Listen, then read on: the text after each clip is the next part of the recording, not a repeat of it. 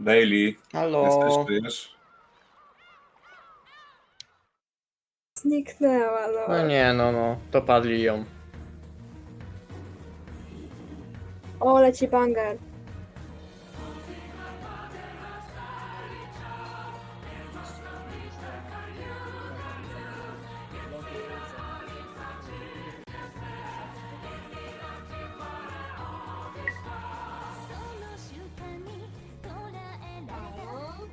Halo! Włączyło mnie. Halo. Ojej. Mhm. Siema, nieb. Ale dobry pick-up z tej mikrofonu.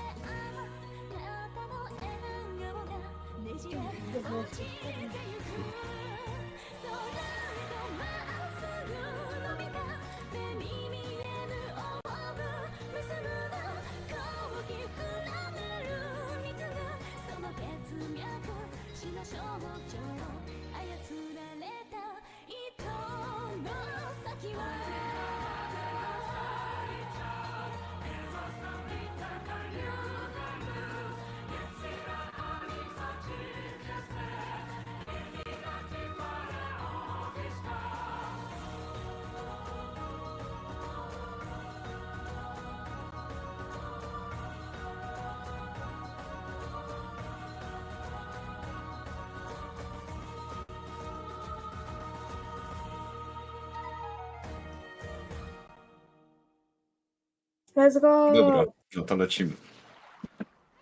Uuu. Uuu.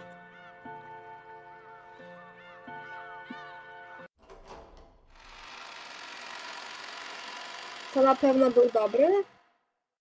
No innych nie było z Tak. epizodu Okej. drugiego.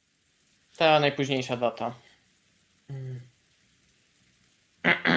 Dobra, no Jezu, znowu lecimy. Beatrice's body crumpled like smoke and blew away. It was golden smoke. No, a cloud of gold butterflies. They all scattered in all directions inside the reception hall, leaving a golden splash before disappearing into thin air. After that, only the cold silence was left. It was so silent it made both of them think they might have been daydreaming until just a moment ago. Which was why the witch had left those marks. She had done so to make it impossible for them to think of this as a daydream. As Shannon and Cannon remembered the butterflies' bruises on their hands, and the pain they'd felt when they'd been made, they kept standing still, stunned. And from that moment on, Shannon was tormented by days of suffering and conflict.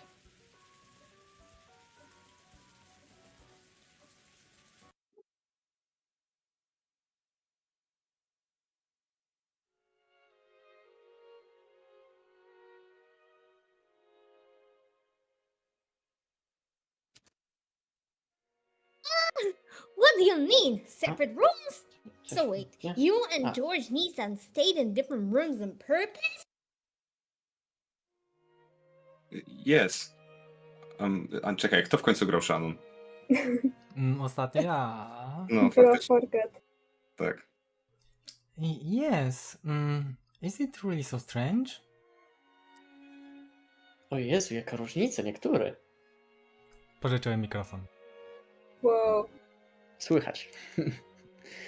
Jessica's cheeks had been stuffed with a chocolate-coated chinsuku biscuit that Shannon had brought us as a present from Okinawa, and all came flying out at Shannon when Jessica cried out.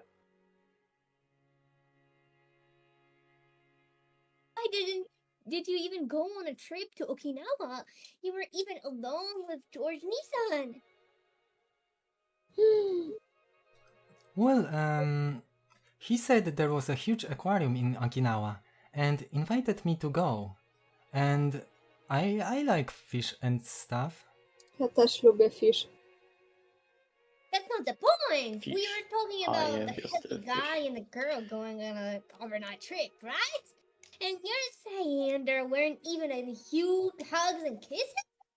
And seriously, what's up with the guy and the girl staying in different rooms? Boże, ale ona przeżywa. As for kisses, no comment. But we did hug. George-san's chest was warm. The point. Jeez. Why do couples like this exist? Oh, jeez. I can't take it anymore.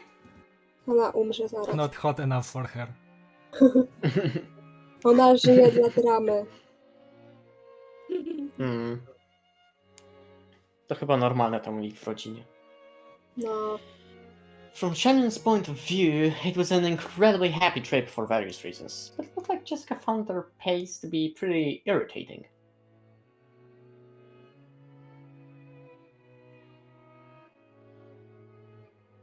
For a while, Jessica chewed her present, complaining about romance and pretending to be faint and nagging on her bed.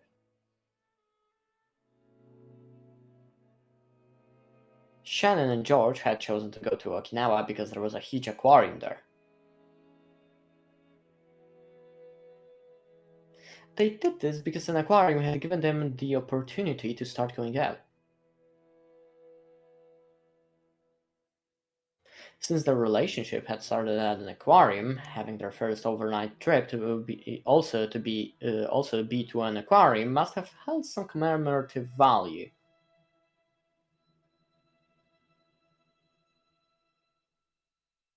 The huge commemorative turning point in your first overnight trip. How could you not make all kinds of progress there? But instead, you both got separate rooms. A couple taking 2 single rooms. Ah, jeez. Seriously, what's wrong with you? Irytująca jest. But we are both O Jezu, ile unmarried. duszy! George-san says showing restraint is good, manners for a couple. Like I said, the whole point of this overnight trip was so you could overcome that stage, right? You should be way beyond just kissing and hugging by now. Milady, I don't know what you mean by that, but George-sama was a real gentleman with me until the end. That is, I mean, I also wondered if those things would happen, you know. But even though we are going out, I mean, it's not like we're married or anything. Wow. These things you seem to be expecting should only be done after making a vow before God. Dobrze, trzymanie And- się za ręce po ślubie dopiero. Ow! Dokładnie.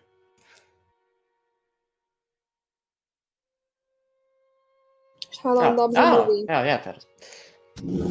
Dobra chrześcijanka. Shannon's face got bright red. She made a circle with both hands, restlessly intertwining, separating, and making heart marks with them. Oh my Boże.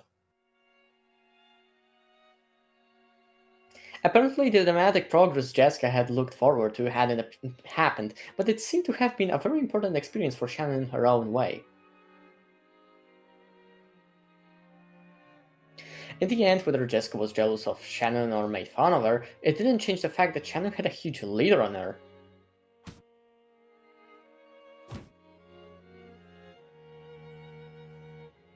Nie, bo uciekł jak usłyszał mój voice. Przestraszył się. Przerażające. Biedny. Biedny. I can't believe you, but I had me. Even though I promised I would find boyfriends at the Niby same lepszy mikrofon, a dalej przycina. you beat me.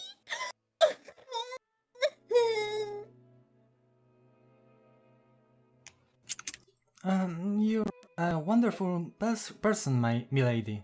So I'm sure you'll find someone wonderful much quicker than me.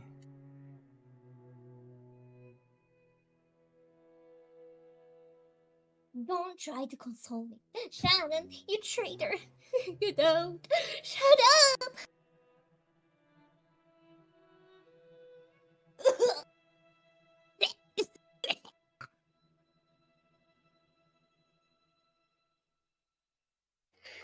Jessica threw several cautions on her, but midway she had an asthma attack and started to choke pretty badly.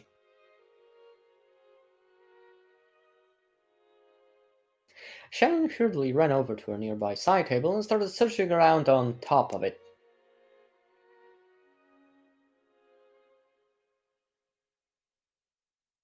A cute basket was placed there, and inside of it was Jessica's broncholidator.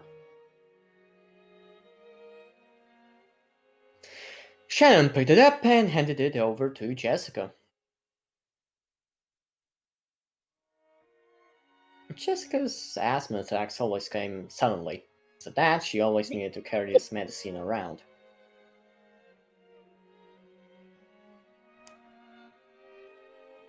She breathed in the medicine and after a while managed to overcome her choking as her asthma finally settled down. Shannon thought this a good chance to leave and tried to exit the room after bowing courteously.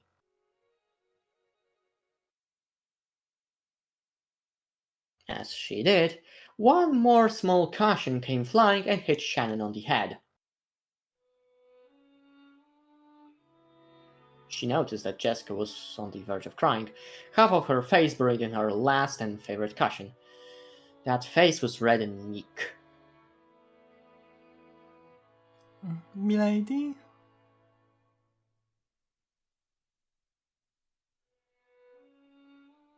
Shannon, be honest with me.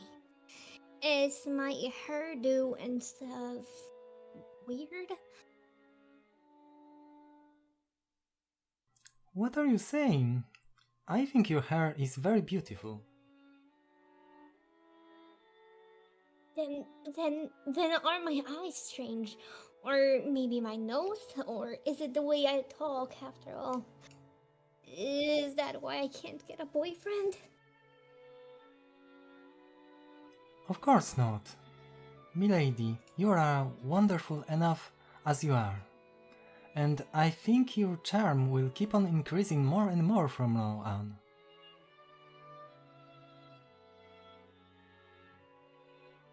Oh.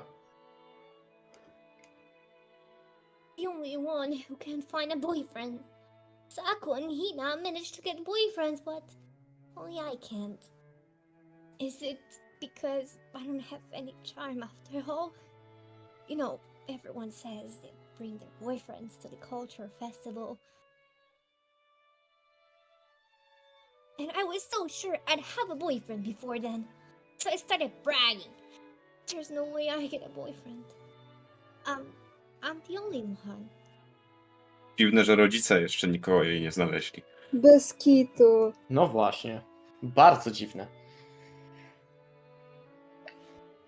Before she realized it, Jessica was shedding huge tears. Jessica didn't really feel like crying, and of course, she felt like supporting Shannon's progress in love as a friend. However, as she cheered Shannon on, her true feelings had suddenly gotten mixed in, and she couldn't help but shed tears. Shannon understood Jessica's innocent and easily injured heart. The rough style of speech Jessica usually used was all just an attempt to protect that fragile heart. As a daughter and successor to the Ushiramiya family, and as a girl isolated on Rokkenjima, the only person she could expose her true feelings to was Shannon. Shannon understood that, so she strongly regretted that acting smug, even if it was only a little.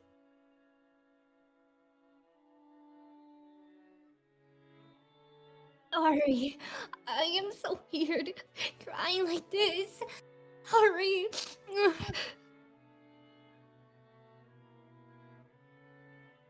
You are a wonderful, well, You are a wonderful person, my milady. There's no way you won't find a wonderful man.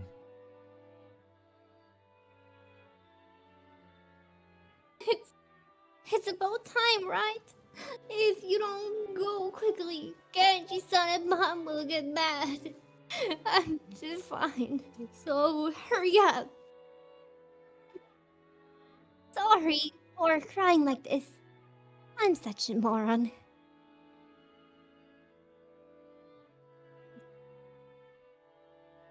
Jessica faced away, acting as though she didn't really want to trample Shannon, waving her hand as though chasing Shannon away. Shannon took that as a sign that Jessica didn't want to be bothered anymore, bowed her head, and left the room.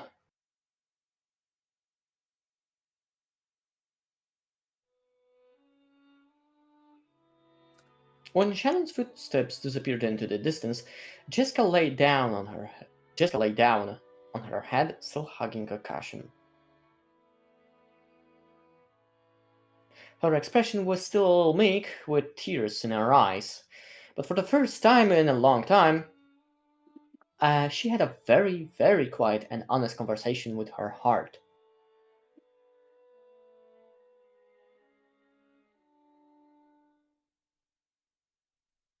I also want to fall in love.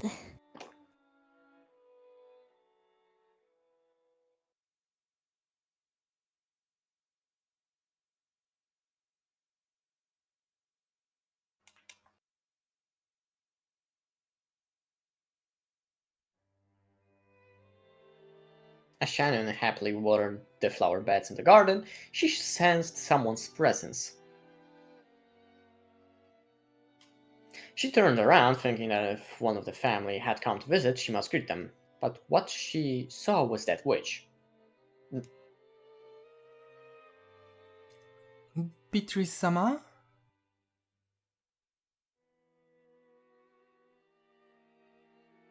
Oh, wow. It's been quite some time. How are you? Has your relationship with the one you love progressed since last we met? As Beatrice sat on the rose arch, she happily blew on her pipe.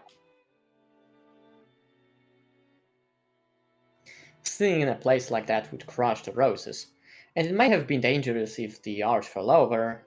This was a witch, after all. Showing concern for her safety was probably a waste of time. Yes. Thanks to you, it's going smoothly.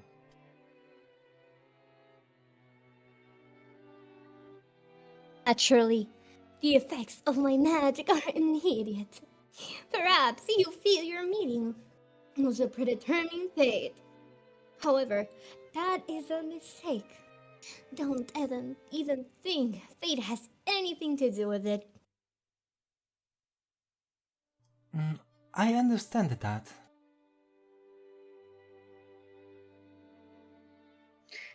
The witch was calling attention to something. Two things, actually. First, that Shannon's relationship with George was a fate that would be absolutely impossible under normal circumstances. Second, that the power of the witch was great enough to overturn that fact. Shannon had just gotten wrapped up in those sweet days, and had started believing the illusion that all fate revolved around her. But she remembered the witch's words.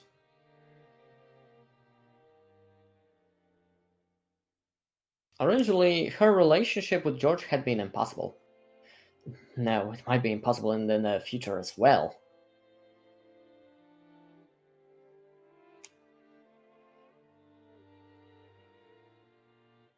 Kurwa, nie bierze mi tego mikrofonu. Przepraszam. Dalej mi nie bierze mikrofonu. Nie wzięło znowu. Pobijmy to. Sorry. Nie. Forgive me. Musisz. Okay, to zaraz. It's just like, doctors. You cling to them when you're worried about your health, but after you're healed, you forget to even thank them. I've never been thanked as a witch, so I couldn't help acting a little rudely. Forgive me! O, było słychać coś. A, złapało, złapało. Potem było słychać całkiem nieźle. The gratitude I feel has never slipped my mind. It's thanks to your power that I was able to achieve happiness, Beatrice-sama. And without that power, the fate that brought me and George-sama together would never have happened. I have never forgotten that.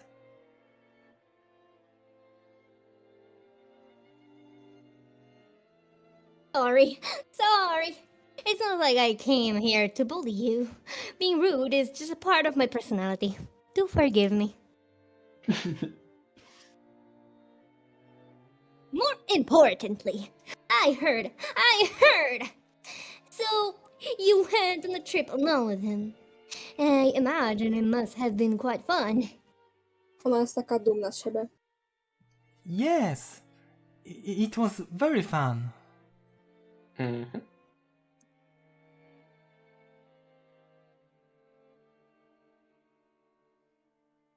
Blue Moon! Shannon's face suddenly lit up. The witch laughed lightly, as though amused by the speed of that transformation. Huh? The one you care for is more than the object of one-sided love. You are a pair of lovers now. When two people are filled with love, nothing else is needed to establish a complete world. Perhaps you could call that a wonderful, ideal world. Even the witches would be jealous. Wow. Beatrice laughed pleasantly. That smile made her look as though she blessed the lovers' rendezvous from the bottom of her heart, without a trace of malice. Ona ich shipuje. After that day, Beatrice had shown herself before Shannon every once in a while. Even now, Shannon thought of her as an unsettling being. However, she was also indebted to this person for the magic that led to her current relationship with George. So Shannon tried with all her might not to act surprised or scared.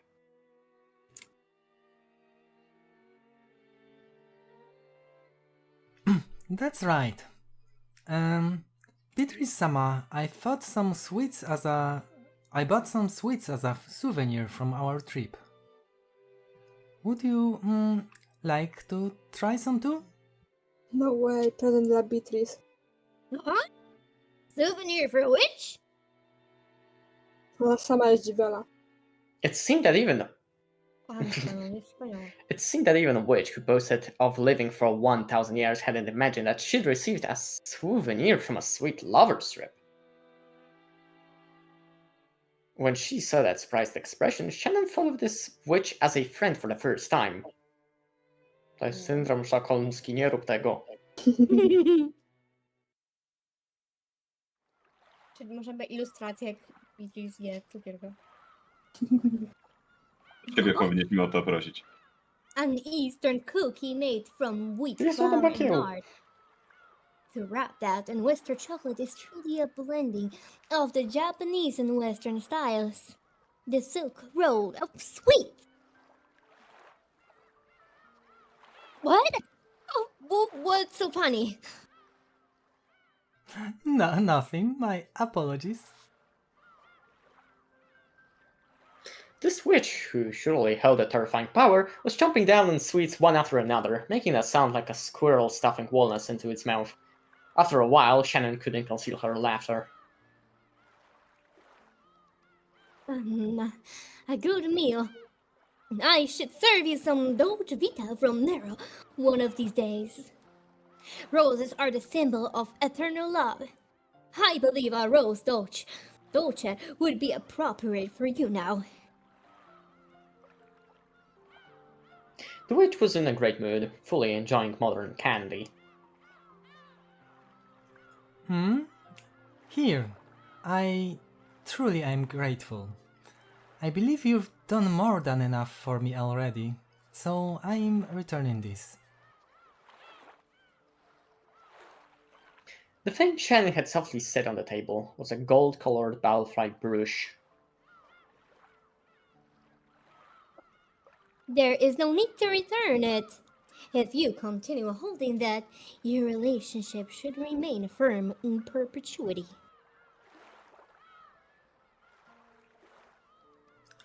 Maybe it was the power of magic that brought us together. But I think only the two of us working together can turn that into something that lasts forever. Love and roses are the same. Too much fertilizer causes the roots to rot. Some flowers cannot be raised without hard work.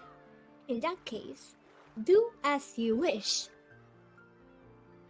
That is my goodwill given to you. Having you return it to me won't please me at all.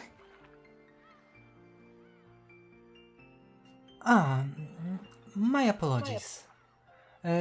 That's not what I...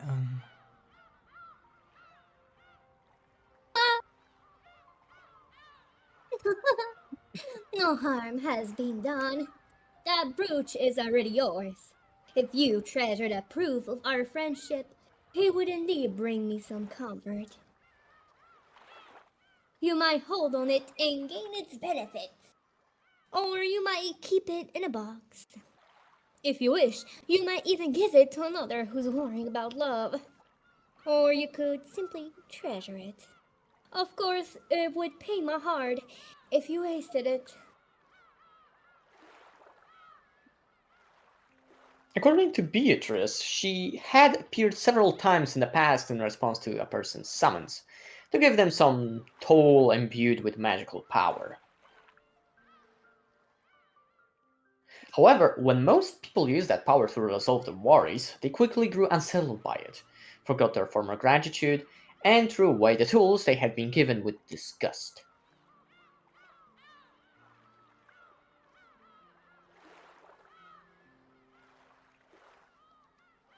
So, it is quite rare for me to be thanked for my goodwill. In fact, this might even be the first time.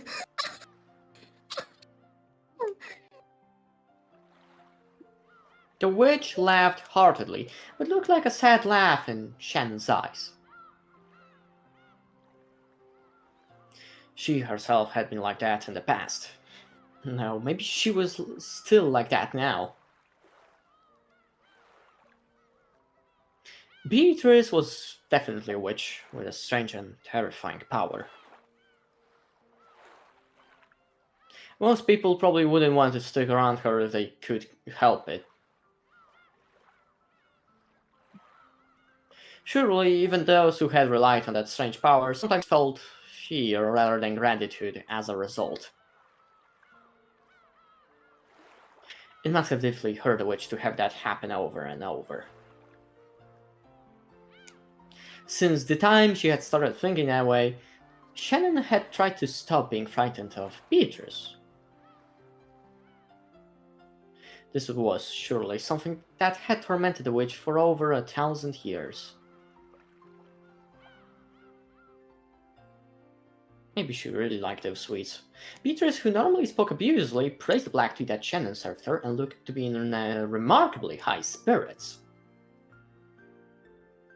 After doing that for a while, the witch and the servant grew animated in their discussion of the trip with George. The things Shannon actually knew about Beatrice were surprisingly few. First off, she was a ghost-like being who appeared in unexpected places at unexpected times, and it seemed that not everyone could perceive that she was there. Apparently, everyone had something called a wavelength, and the ability to perceive witches varies greatly among different people. Only Shannon and Cannon could interact with her enough to exchange words like this. There were a few people that could sense her presence, but most people couldn't even feel that much. From what Beatrice said, Kraus and his wife in particular had zero magical talent. And no matter how much she followed them around, they would never notice her. Once earlier, when Shannon messed up with Natsuki got really mad at her, Beatrice had started playing around, hitting Natsuki on the head with her pipe. Huh. I see. Natsuki really doesn't notice a thing. But Shannon, watching that, had burst out laughing without thinking and had gotten scolded even more.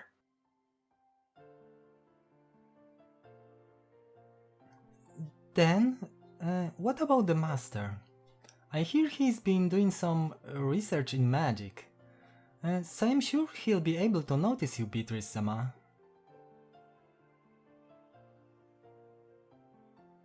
Enzo is the same.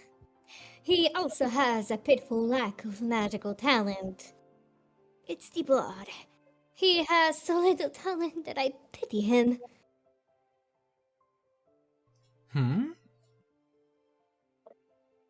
As soon as they started talking about Kinzo, it felt like the atmosphere around Beatrice changed. She had spoken about Cross and the rest lack of magical talents as though she looked down on them, but she spoke of Kinzo in a different way. Anyone connected to the Oshiramiya family would know about Kinzo's legend of the gold. According to that, Kinzo was given the gold after summoning the witch Beatrice. In other words, she must have had some kind of relationship with Kinzo.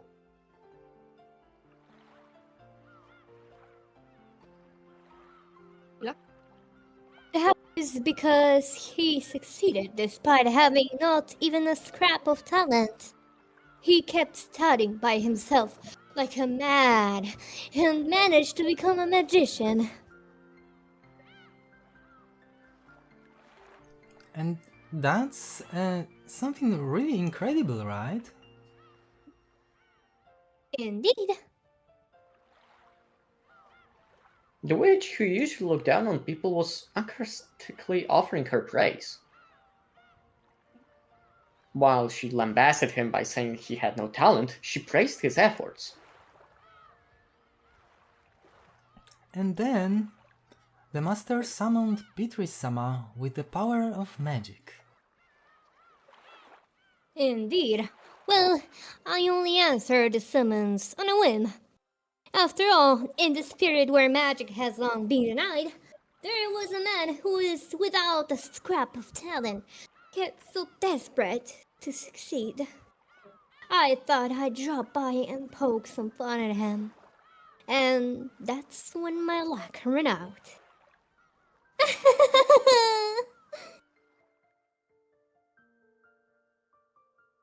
O, Her to choice of złapało. words highlighted how much of a disaster. Bardzo złapało wszystko. Her choice of words had highlighted how much of a disaster had been for her. Shannon hesitated over whether it would be safe to continue this discussion, but Beatrice continued on her own, ignoring Shannon.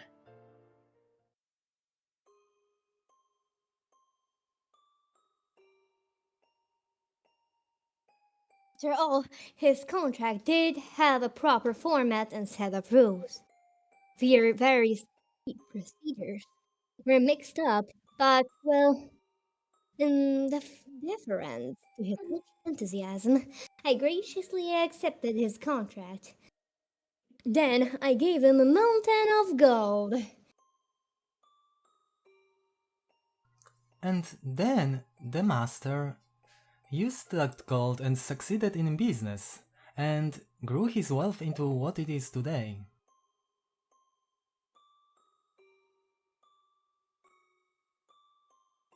Indeed, his talent in magic was minimal, but it seems he had a knack for business and gambling.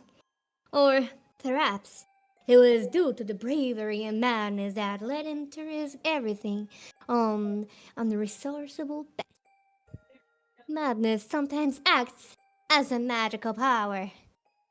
I see, if you look at it that way. Perhaps it isn't quite fair to say he was completely lacking in magical talent.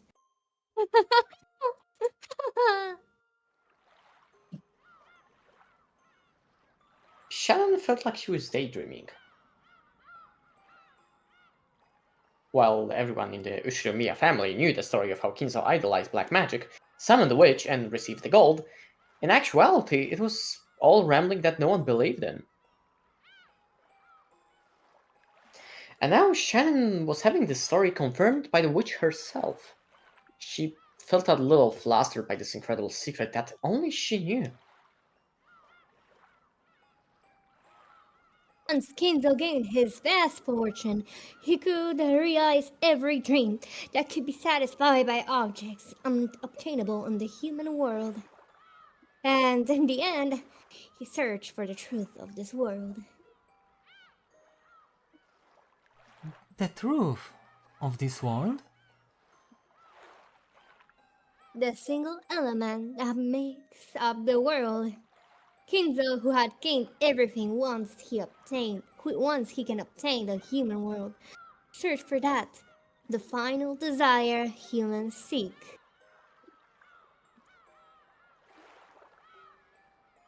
The single element. She seemed to remember the witch using that word before. When Beatrice saw Shannon trying to remember what that was, she laughed bitterly, waving her hand and saying there was no need to worry. I underestimated Kinzo just a tad. I truly didn't expect him to display such power. And thanks to that, I'm in this state. I've been sewn in place on this island for several decades now, without even a friend to drink tea with. No matter whom I try to talk to, my voice doesn't reach them, and no matter where I go, I cannot do anything. Such boring decades! As she laughed in self-derision, she tapped her teacup with her finger. It made the light sound of pottery. Shannon didn't know whether the word self-derision was really an accurate expression to describe the look on the witch's face. Shannon didn't understand everything, but she could more or less figure out the situation. It was probably a topic that she could impress the witch on easily, not unless the witch started talking about it herself.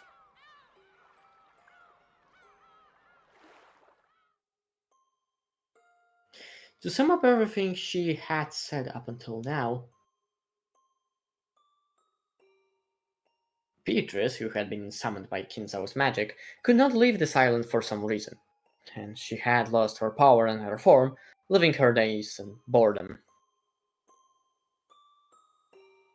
During that time, her words had reached Shannon, who never forgot to show sincere respect for the witch, and Shannon had helped the witch regain her power, if only a little bit. As a result, it was now possible for the witch to drink tea with Shannon like this.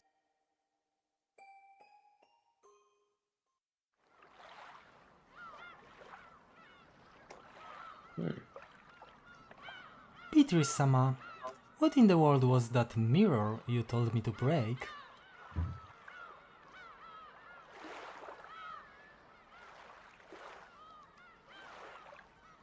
That long ago, it seems various things happened on the islands around this area. And because of that, malevolent forces gathered here and began to draw in an evil distortion. It seems a traveling Eastern magician or something built a shrine for the repose of souls and sealed them in there. That in itself has nothing to do with me, but unfortunately that magical power rested on a different foundation than mine. It created a strong interference with my magic and it was extremely bothersome. Is that how it was? And I just assumed it existed only to seal you, Beatrice-sama.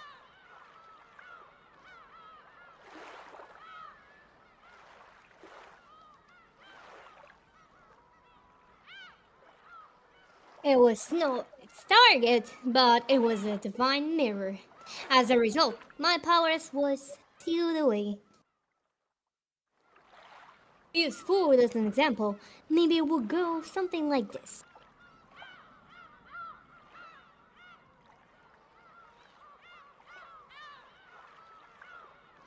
To use, oh, sorry. Let's say the Western food I ordered is being made in the kitchen. However, when I try to set the table, the area for the guests seating is in the Japanese style with Japanese style dishes. So, the kitchen is unable to serve a plate that would be so out of place. And no matter how long I wait, my Western food won't arrive. Something like that. So, you destroy that Japanese style guest, seating and return the area to a blank slate for a time. Thanks to that, the meal I had ordered was finally delivered and my power came back, you could say. However, so far, only the aperitif has arrived. I will still be quite some time before the main dish. As I am now, I'm even more fragile than a shoe store fairy.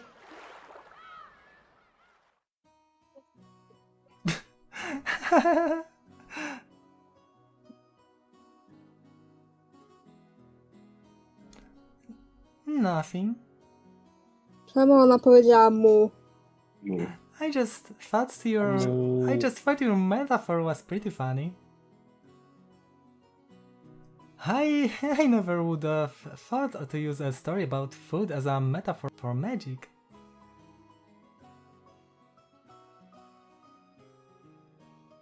A skillful comparison, but I certainly didn't expect it to be laughed at. I am a bit offended. A slightly sulky expression rose to the witch's face. It wasn't a strange expression at all to be appearing on the face of some friends as they enjoyed their tea. Though I might not look like it, I was known for doing extremely brutal things in the past. I've gotten soft. No, I can even have a foolish discussion while drinking tea with a human. She was probably talking to herself.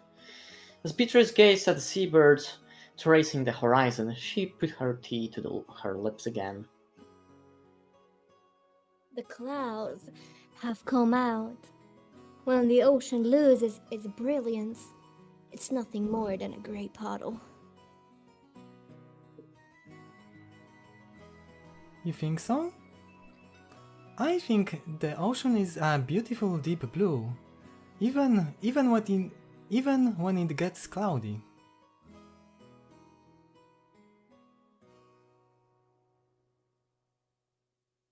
Maybe the witch noticed the deep meaning behind Shannon's words. She laughed lightly and set down her empty teacup. It seems though things buried in your eyes aren't black pebbles anymore. How is it? Do you see how it feels for furniture to be reborn as a human?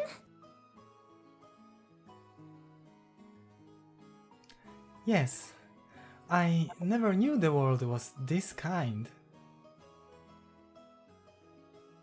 Since the start of her relationship with George, Shannon's face had grown brighter more often. Her smile had made everything go smoothly and had even changed her fortune. Shannon made less mistakes in her work than she had before, and the family members' opinion of her was slowly starting to change.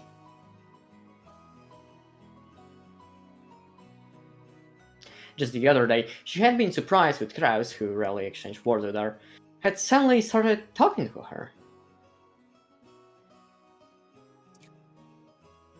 You've been wearing a splendid smile more often lately, haven't you? Has something good happened? No, but every day is fun, yes. Huh? Wonderful.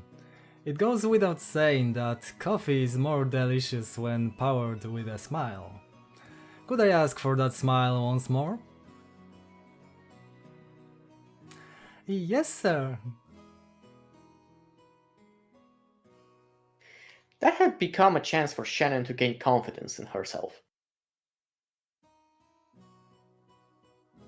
Of course, it didn't go beyond her own heart, and it wasn't so big a change that anyone would notice. But she had begun to change, bit by bit.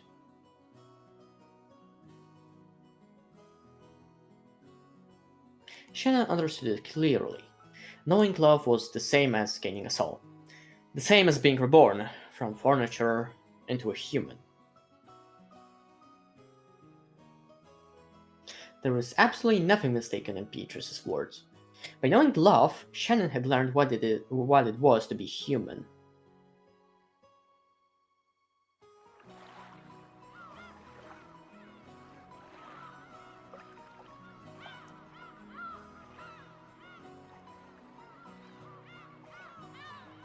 Daily.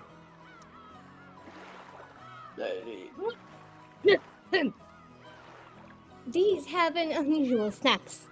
It was time well spent. It's probably about the time for you to return to your work. So let us end our tea party now. After all, it seems a certain person doesn't like seeing us drink tea together. Huh? The witch gripped a teaspoon and flipped it with her finger, sending it up in the air.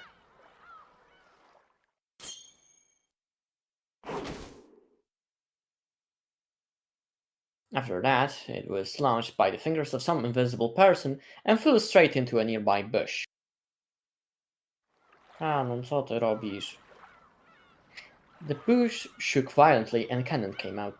It seemed he had been there for some time, watching their tea party. The spoon was gripped in his hand. If he hadn't caught it in an instant, it might have hit him hard in the forehead and caused him to start oozing blood.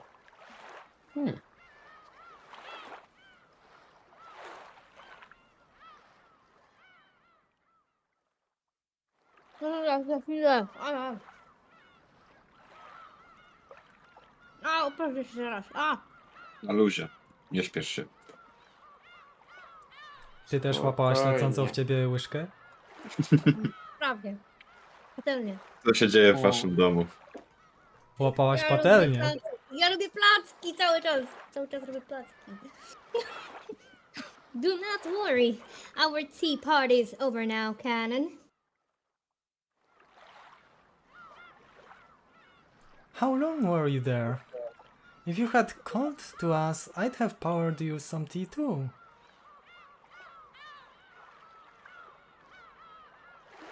I imagine that you didn't want to interrupt a pair of women talking, right? Wiele kropek. Canon kept silent, but there seemed to be a slightly hostile look in his eyes.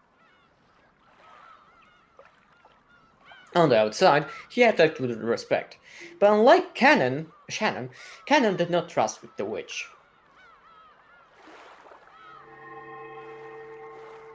When Beatrice hit the table with her pipe, the tea set turned into gold butterflies, which flew upwards all at once. Then they scattered in every direction, and the cleanup was already done. It was fun, Shannon. Let us meet again if the chance arises. My magical power is still quite lacking. It's tiring even to show myself. If you're that tired, never appear again. Bro! Ale poleciał. Canon said it in a small voice, but the witch seemed to have heard it perfectly. She giggled, but did not reply. To już wiadomo, kto umrze pierwszy. Shannon, tell me more about George at our next tea party. There are no snacks sweeter than a person's love life. See you again. Beatrice's body also became called butterflies, which scattered in all directions and disappeared. It was a fantastical and beautiful scene, like a blizzard of gold leaf. For a while, Shannon quietly watched the witch's exit. Cannon approached her from behind and spoke with an expression that was drastically different from hers.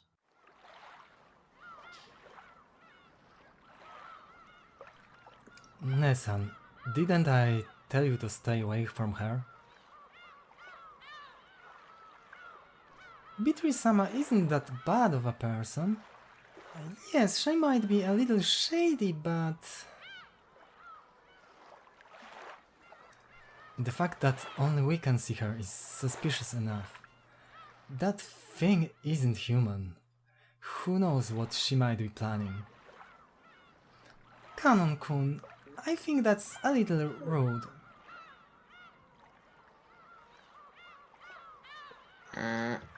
There was a touch of sternness in Shannon's voice, which was unusual for her. To Cannon, who knew her well, she must have sounded extremely stern. Cannon, looking excessively surprised considering Shannon's tone, fell silent.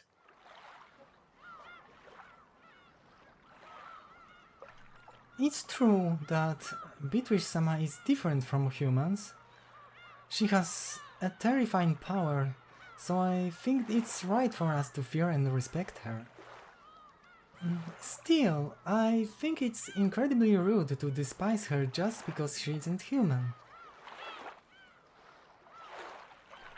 I understand what you're trying to say, Nesan. You've changed ever since she gave you that brooch.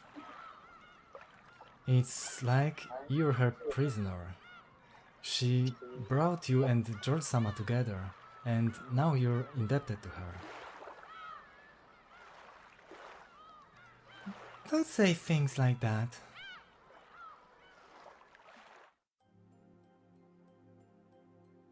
That thing isn't human. Yes. We don't know what she's thinking, so you must not trust her. And we aren't humans either, Nesan.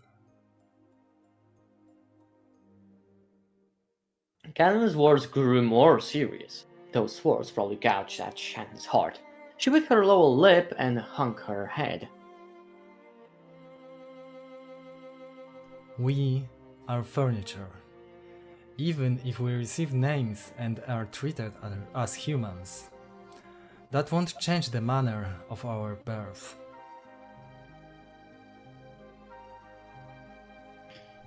You are no longer furniture. Oh, didn't even... Oh.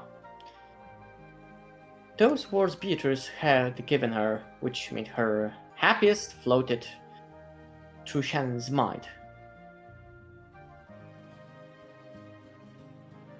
I am not furniture. No, you are furniture. We are less than human. Nesan, you're just pretending to have forgotten. Pretending to be human. You know that as well as I do. I am not furniture. I am human. No, you aren't. We have never possessed what it takes to love or be loved.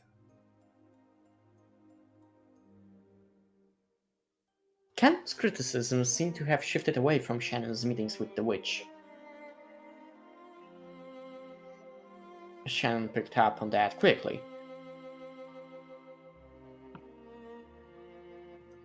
I heard from Milady. Seriously, what were you thinking? I can't believe you would go on a trip with George-sama. You've forgotten your place as furniture. You've just been tempted by that witch. mistakenly believing that you've become human. Listen, Kanon-kun, it's true that we're furniture, lesser beings, inferior to humans. But if it were possible to make up for what we lack, wouldn't that be the same as becoming human? Such a thing could never happen. No, it could. If we can do that, we won't be furniture anymore. We can become human.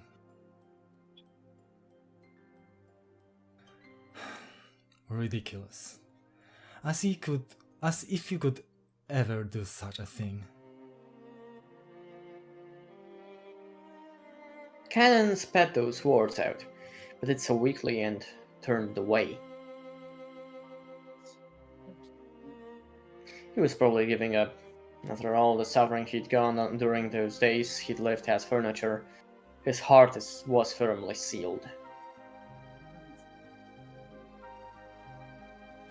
You can do it too, Kanon-kun.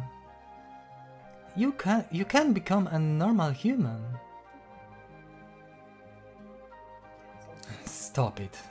That's the witch talking. Yes, Beatrice-sama taught me. By obtaining the single element of this world, we can become human. Or rather, nobody's human if they don't have that. That's why people spend their entire lives trying to gain that single element. I don't understand what you're saying, Nesan. I don't want to listen to ranting.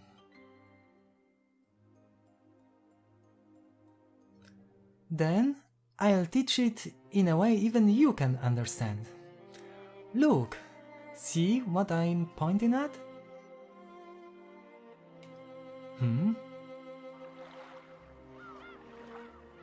Shannon quietly pointed at the sea, towards the horizon. Cannon didn't understand what she meant, and couldn't do anything except look between the horizon and Shannon's expression, which seemed to be posing a riddle. The sea. Kanon-kun, what color does the sea look to you? It was an extremely simple question. For a while, Cannon tried to guess at the meaning behind it, but he couldn't think of anything, so he answered obediently. It's a hazy, dark grey color. So what?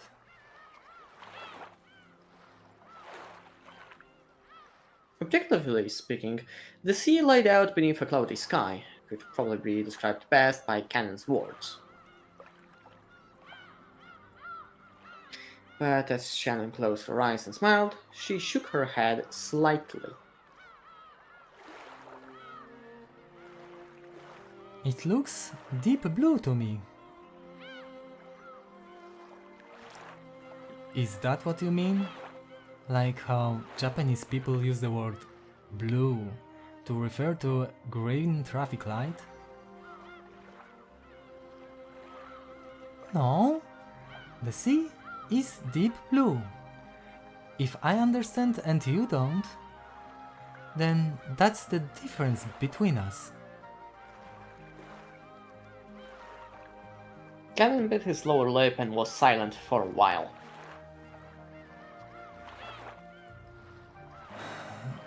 I don't understand. Kanon-kun, would you stick out your hand?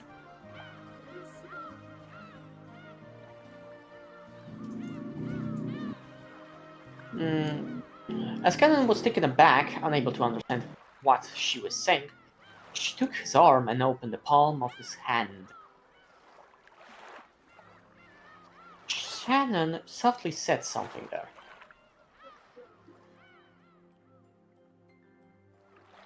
It was that magic brush, which she had received from Beatrice. A magic charm, shaped like a gold butterfly, that could bring love to fruition. This is hers? No, this is mine. So think of it as me and treat it with respect, okay? Wiele kropek. After being spoken to like that, she couldn't just throw it away. Canon didn't know what he should do, and he stood there confused for a while, the brush still on the palm of his hand. Shannon put the palm of her hand on top of Cannon's, and the brush was warmed by both of their hands. This charm holds true magical power. I'm sure it'll teach you an important emotion, Canon-kun. There's nothing to be learned from that person's magic. No? There is something, so wear it. If that's embarrassing, I hear it's okay if you just hide it in your pocket. Ridiculous. As if I'd let the magic of that person lead me astray.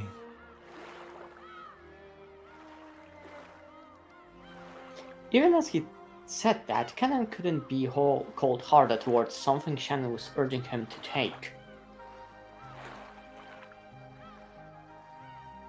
In the end, Cannon took it and agreed reluctantly, saying he'd prove that he wouldn't surrender to the witch's power. Shannon smiled and nodded back.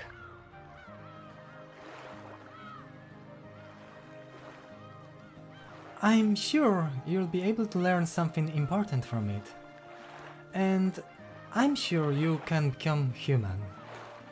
And when you do, I'm sure this ocean will look like a beautiful blue to you as well, Canon-kun. Grey is grey, no matter how many times you look. That's wrong, Canon-kun. It only looks like that because you have no... Huh? Love. Because of the hollowing wit, he hadn't been able to catch the main point of what she'd just said. So, Shannon said it once more. The single element of the world. She spoke once more of the world where it existed, where the sea was deep blue.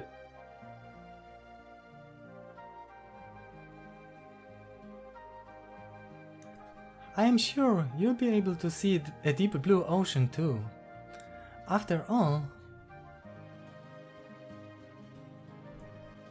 Without love, it cannot be seen. No, Jezu. Pfu. It's okay. Nie wiadomo. Słychać mnie? O, sorry. Słychać? Tak, słychać. O, Ginzo! No way, wyszedł na Ginzo, budź się chleb. Lebek. Jestem! Chleb. Who is that? Boże, tęskniłam za tą rolą.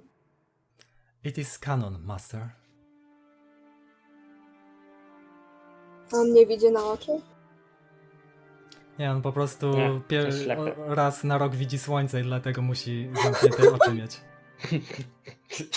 To ja. It was rare for Kinnison sorry. to leave the study. Oh, fuck. No dobra. No cóż. Zbrałem już do mnie na He may na- have left na the study. rozproszenie. I będzie na nagraniu przecież tekst, więc tam key. He may have left the study because of a change in mood, but that didn't mean the thoughts filling his head were any different from those he had while inside the study. Canon knew that no matter what the time, speaking to Kinzo when he didn't want to be spoken to would always disturb his research.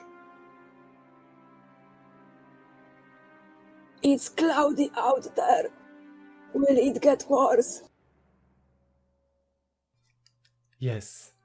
According to the weather report, it could rain at any time. Shall I Może bring przydałby an się tutaj umbrella? deszcz. It will not No. come to that. Leave me alone for a while. If my children ask, say that you do not know where I am. I am busy on a journey through my own thoughts. Wojsujesz go tak, jakby miał umierać za 5 sekund.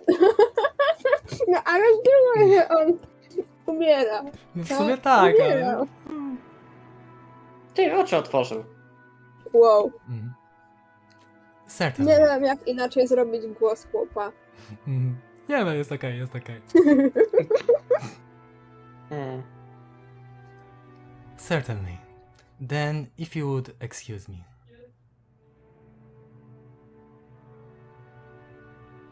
Before Canon finished bowing, Kinzo had already returned to his own world, having forgotten Canon's presence completely. And once again he began rambling to himself. Amidst the listed words, the name of that witch popped up many times. Oh, Beatrice! My hand will not reach your smile. What can I do to revive you? What can I do to make you smile at me once more? What is lacking? My research, my materials, my catalyst, or is it magical power or luck, or an orange oracle? Nie, tylko nie Oh, orakel. Beatrice! Brakło mu tylko pomarańczy do szczęścia.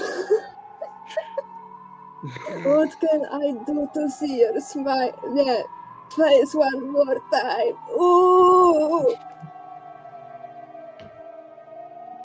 O, jaki biedny. Oh. As Canon listened to his master whipping voice with his back turned, he turned around just once.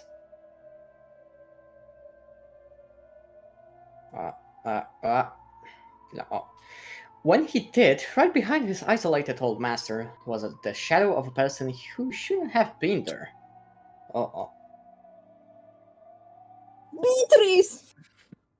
Przepraszam. It I się was zaprosił. the witch! Tylko, że jej nie widzi. Chyba ślepy. Advance Musi likely otworzyć that the witch oczy. must be planning to do Kinzo some. Ach, może dlatego jej nie widzi. Ty, to miałoby sens. Must be plotting to do Kinzo some harm. Kanon dashed back to Kinzo and tried to form a shield with his body. Bo to jest doktorze, nie widzę na oczy. To proszę je otworzyć. No właśnie, tym bardziej, że jeszcze cały czas siedzi w tamtym pokoju, a wiedźma tam nie może być. No i to wszystko tłumaczy, jest po prostu zbyt leniwy. On jest troszeczkę głupi chyba. No, to na pewno. But when he saw the expression on the witch's face, that emotion of his vanished. Because Beatrice's expression was sorrowful or maybe pitying.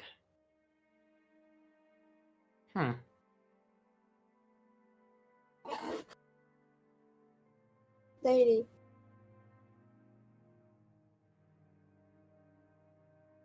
Keep Umarła od placków.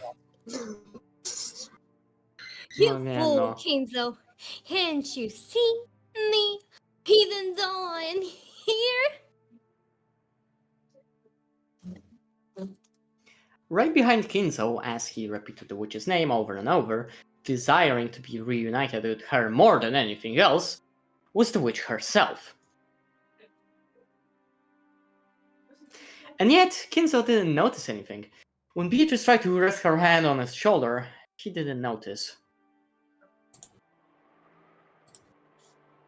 Why?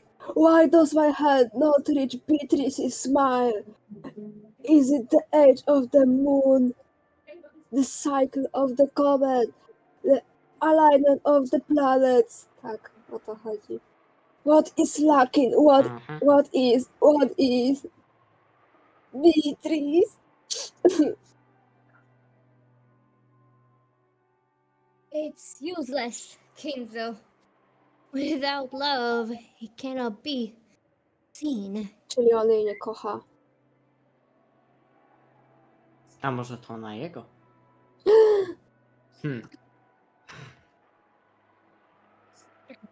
Canon Ale took kocha the za to bruise Shannon. he had Yuri? received from Mhm. Shannon.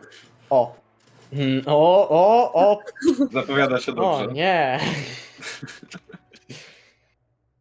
Canon took the bruise he had received from Shannon out of his pocket. By learning something new, would he become able to glimpse something he couldn't see now?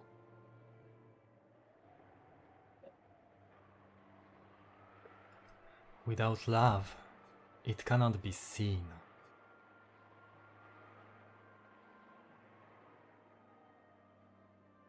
He looked at Kinzo's back once more, the witch could no longer be seen there.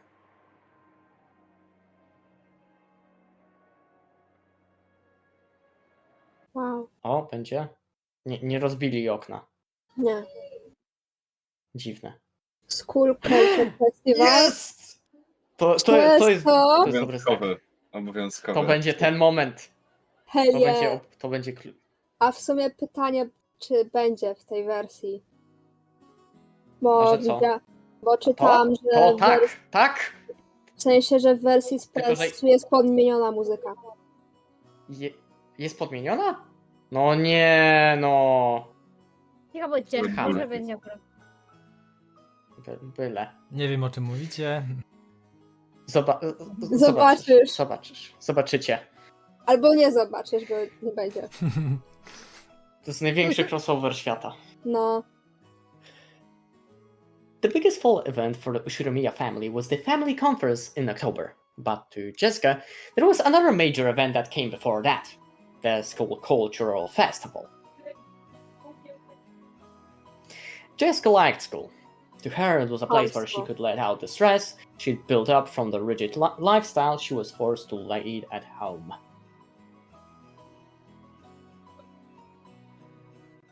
For today's cultural festival, she'd formed a group with her friends and had announced that they'd perform some live music on a temporary stage. She had prepared and practiced for this over and over until today, always anxiously awaiting this day's arrival. But there was one thing that worried her. Punk Dream? Że chłopa nie ma. Dłużej. Andrzej,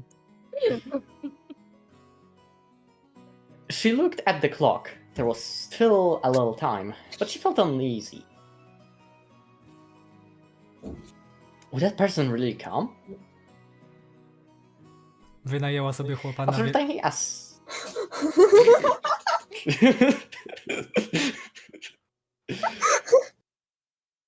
Kasę na pewno na to ma w sumie. Pytanie, czy jest na After tym taking a single. zdesperowana. Może? After taking a single deep breath, her heart jumped when all her friends suddenly started speaking in shrill voices.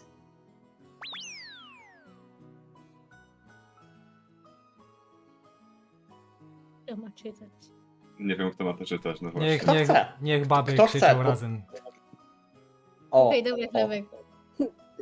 W jednym momencie Tak, to jest zbyt trudne. tak. Jeden. No way! No way, Hina's boyfriend Kina's so boyfriend awesome. so awesome! Isn't he? Isn't he? He? Dobra, może na znajome. Really smart. Is it true that... Nie wierzę. Is it true that guy is a glasses beast? Huh? No No way, my husband will be a pretty boy.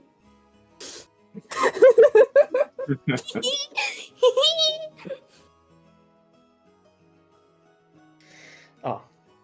It may not be like this for all girls, but at least Boyfriend at Jessica's school, boyfriend exhibition, no nieźle. Okay.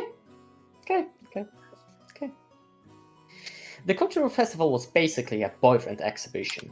Wystawa chłopów. No, nie wiem, no. Ah, karbo, czucie. Jessica didn't have a boyfriend. She had many friends of the opposite sex, but no special only one. Taka smutna. But Jessica was a little famous around the school, and everyone thought it'd be natural for her to have a fitting partner. Furthermore, her pride had led her to pretend that this was true.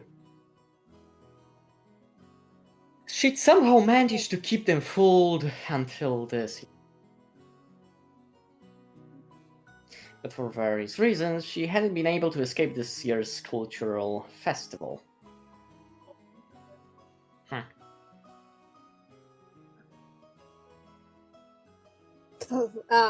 Jessie, is your boyfriend here? What? Wow, jaki strój! No. Looks like he's not here yet. Maybe he's busy with work. To prawda, poszedł po paczkę. Bez kitu sobie chłopaka wynajęła. So, Mhm. what kind of person is he, Jessie? At least give us a hint. What kind of relationship? What kind of relationship?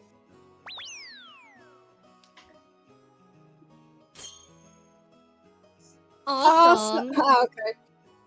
So he's a working man. Will he come in a suit? Of course he'll be wearing glasses, right? Yeah! Tak, wzięła sobie George'a. Hey, he actually doesn't exist, right? If you come clean now, we'll let you join us. Let's cry together through this year's cultural festival. No. He exists. He exists. I told you. He really exists. No, próbuję samej sobie to wmówić. He exists like Beatrice exists. What? On istnieje w jej głowie.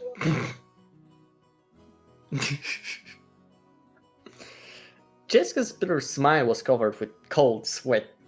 It was starting to seem doubtful whether she really had deceived her sharp-witted friends.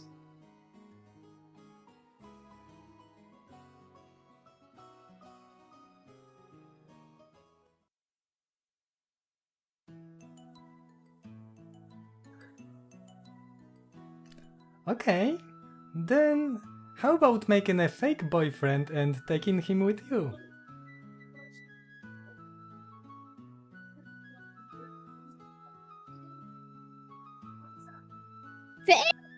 Hoo-hoo! I can't think of anyone who'd do that. Shannon's ridiculous plan Golda. surprised Jessica into hysterics. Ginzo. Tak, Golda. Bro! Nie ten. Ten dziad. Golda 2, ale stary. Genji. Tak. Nie no, kanon. To jest w końcu furniture i by musiał to zrobić. Nie no, to Nie. było w openingu, że on będzie, to jest spoiler taki straszny. Już No, wiem. to nie ma, no. To jest oczywiste, że to on. Even so, it was probably more realistic than the crazy math running through her head about getting a boyfriend in a big rush before the cultural festival. For example, what about Kanon-kun?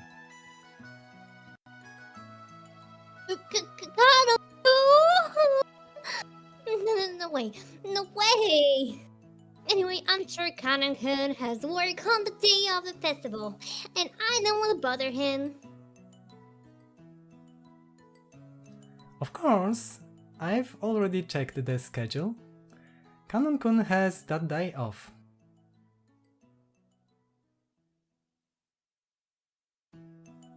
Why are you always so clever when it comes to stuff like this? No, wait! I'd even be worse if it's off. I can't pull him away from a precious day off just for my own vanity.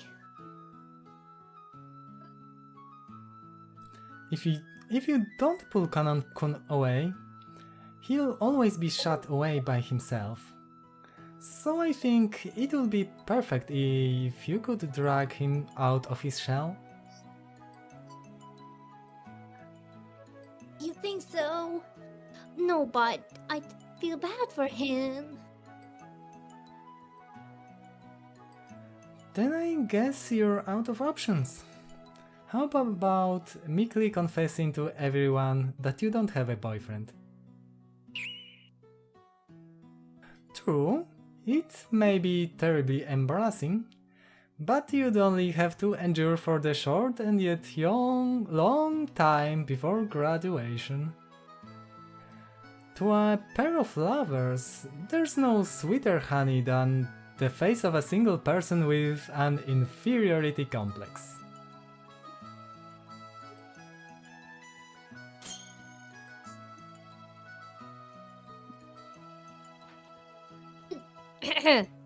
Sean! You really aren't worrying for my sake, are you? You're teasing me, right?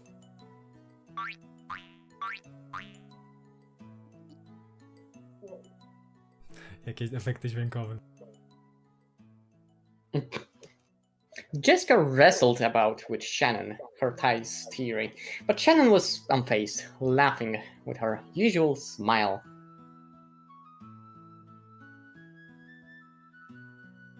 Yes, this is to get you back for making fun of me and George-sama all the time.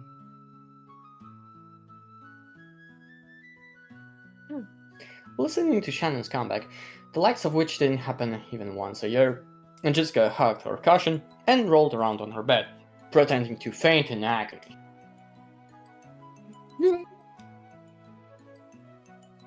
She couldn't stand Shannon's smile, which looked so triumphant, but right now, she was the only person Jessica could talk with. She would choke her to death with her cushion later. Ciekawy pomysł. Dobry pomysł. Is it really so bad, milady? It's a cultural festival, but it's also a chance for you to have fun with Kanon-kun.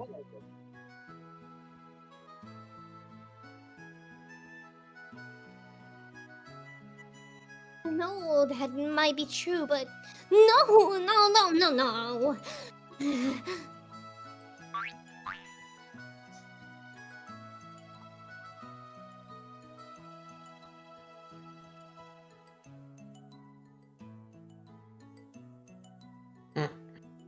Co jest? Jezu, co ma interesu? Jakieś... O. Dobrze, o, teraz jest. Jessica buried her head in her favorite pillow to hide the fact that her face had grown bright red.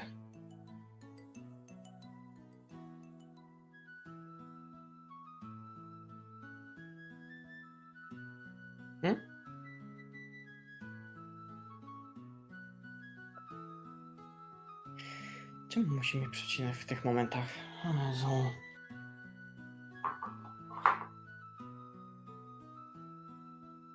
Halo? No, jesteśmy. Czekamy. O. Czekaj, będę musiał po prostu wyjść i wejść ze streama. O, może tak.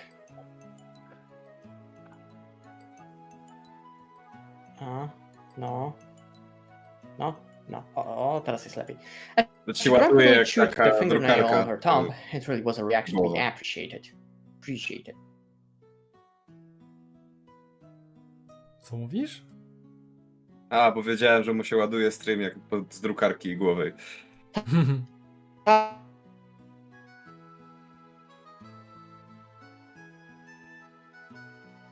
A to się nie rusza.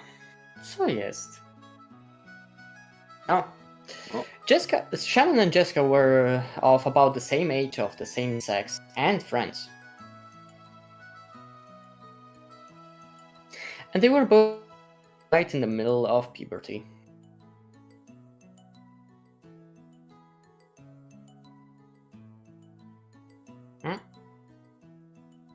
They could never talk enough about love.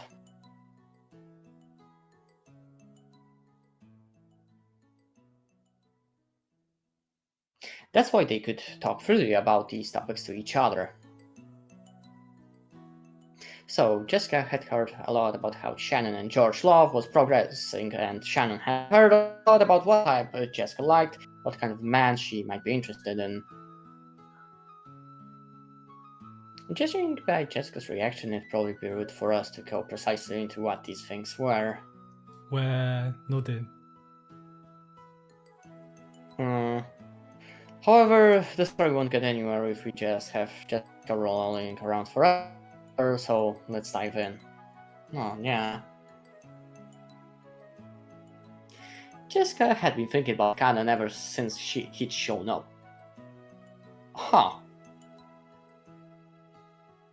It was extremely rare for young men to visit Rock and Chima, so maybe it was natural for Jessica in puberty to develop an interest in Cannon. But if anyone said that, it would destroy the romantic ideals of a maiden's pure heart and love at first sight.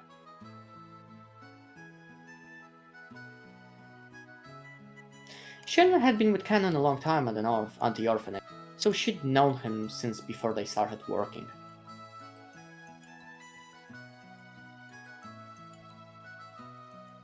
So Jessica had asked persistently about what his hobbies were, what his favorite food was, what kind of girl he liked. Even to Shannon, it was clear Jessica was infatuated with Cannon. Come on. Isn't this a good chance to take Canon-kun on a date?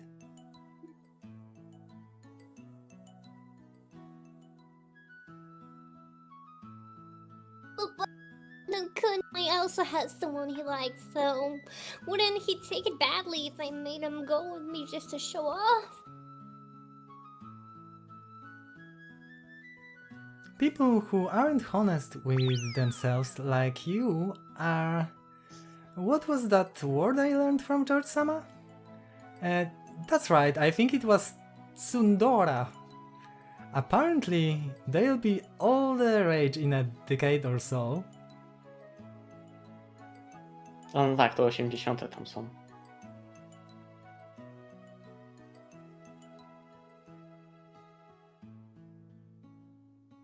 Wow, George and Isan sure is incredible. Managing to foresee future trends like that. Awesome! No, wait! Are you saying I'm living in the wrong decade?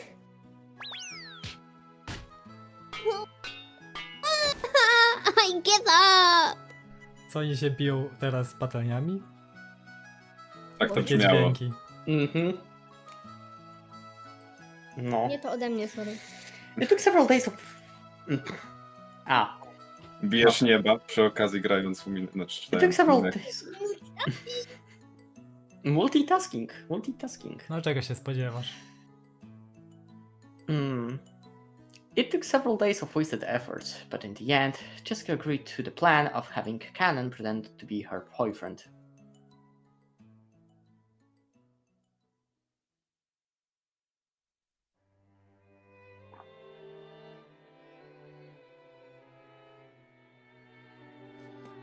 Yes, milady. Did you call me? Jessica wrote calling out at such...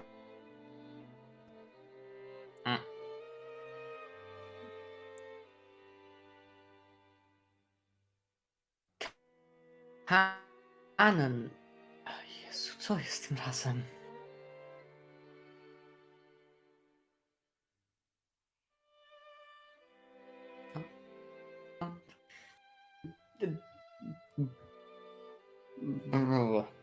Halo, co jest? jest teraz?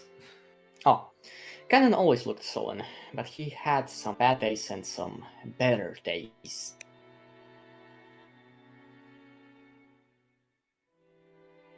Unfortunately, this reaction was the former. No. Well,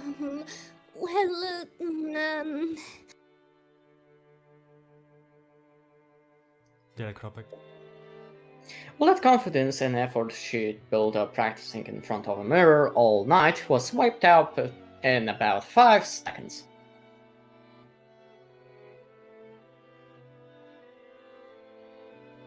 Jessica turned bright red and hung her head. When he saw that, Cannon sighed. Jessica thought that he was exasperated with her, and her face went pale.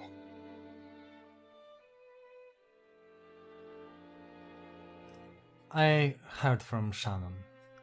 This is about having me go with you to the school cultural festival, right, milady?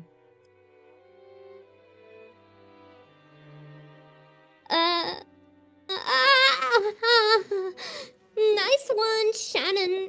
I mean, yeah. That's right. But do you have any plans that day?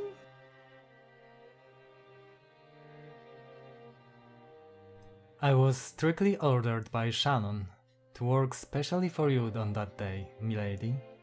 I have never been to high school, so I don't really understand.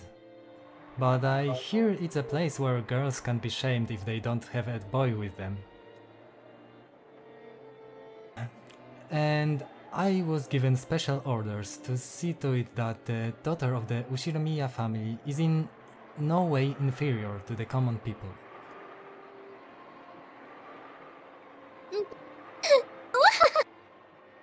Shannon, I'll beat you to death later.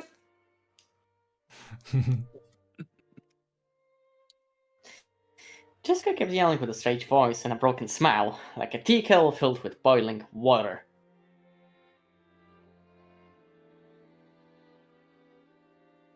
As Cannon watched, sighed.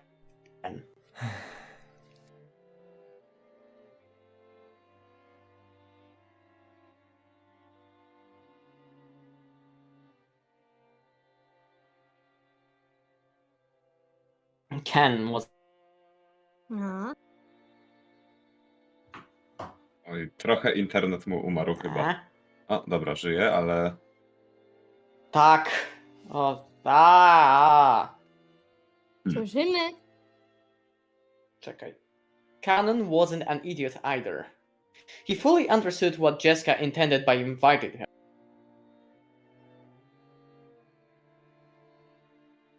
But to be honest, playing along with Jessica's love game seemed like it'd be nothing more than an annoyance to him.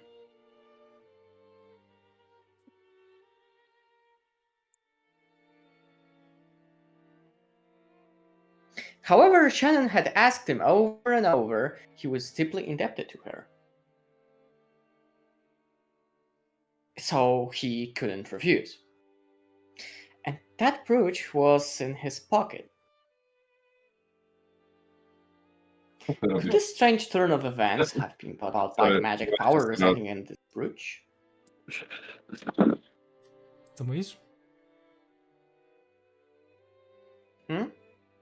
Ojej. O, Wydawało mi się, że Chwesek coś a mówił. wózek chyba gdzieś musiał pójść.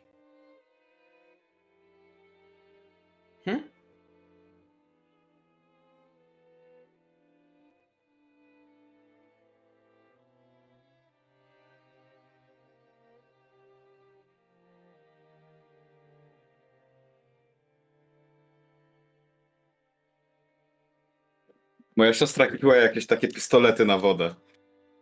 I zaczęła do mnie strzelać, jak czytałem. O. Okej.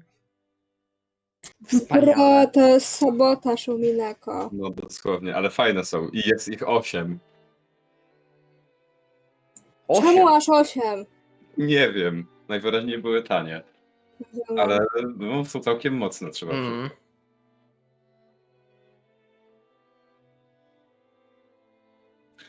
Dobra, lecimy dalej. What?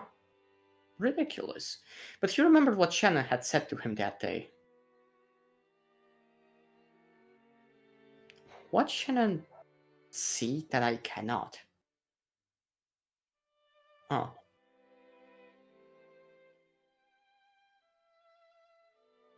Panie niektóry. Słucham? A, ja niby? Okej. I don't understand Tak, to ty Shannon's akurat feelings. czytasz.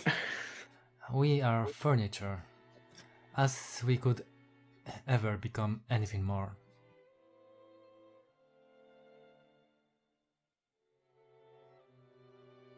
Oh. It was truly a truly odd exchange between Jessica, who was still rambling on in a strange voice, and Cannon, who sighed deeply.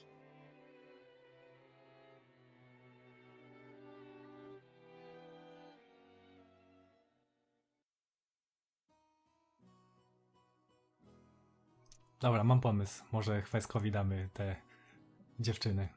Bo no. O, dobra. Bo w sumie nic nie przeczytałem jeszcze. Raczej, bo nic nie czyta.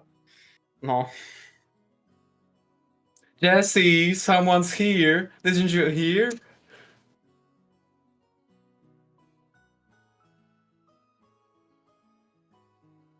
Who is it?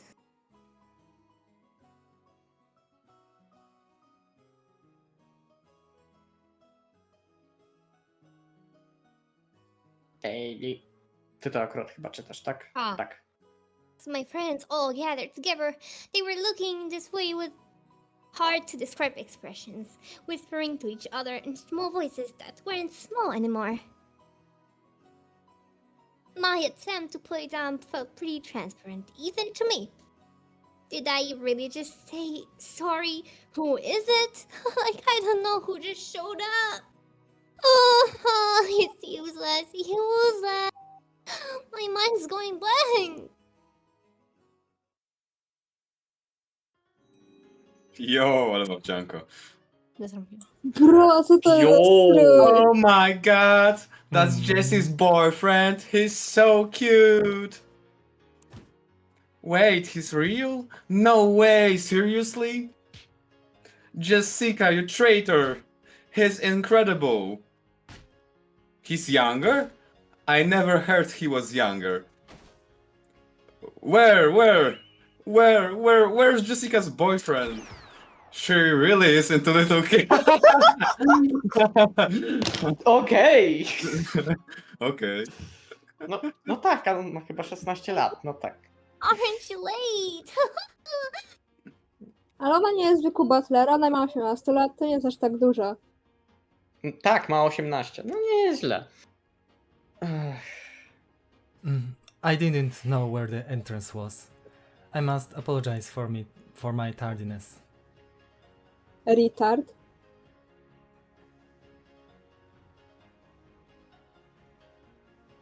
Mhm. Czemu? Ej, Łahahaha.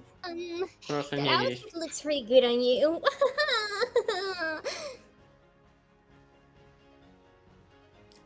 Shannon said normal clothes wouldn't do, so we went and bought this the other day. Does it look strange on me? Tak, to wygląda strange. Mhm. Nie ta Chciał się ubrać Wygląda, jakby normalnie miał i zaraz ubrał się za odkryć ten Neo z płaszcz. Matrixa.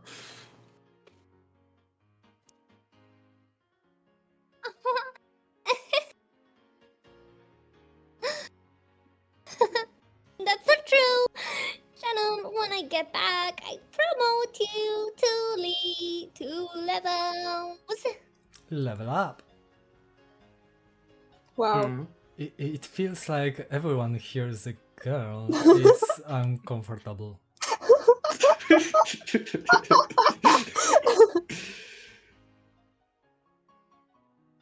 A to nie jest Girls Only School? Dziwne, jakby nie były same girls. Yeah, isn't it? Come on, let's not hang around here. Let's go to the stage, okay? Because I'll be up pretty soon. Come on, come on, come on.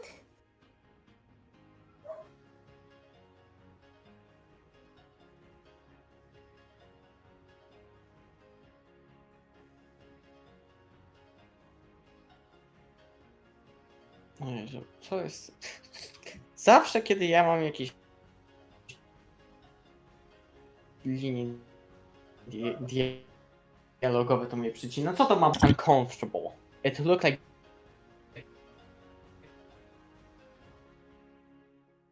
being bathed in everyone's interested cases was hard on her.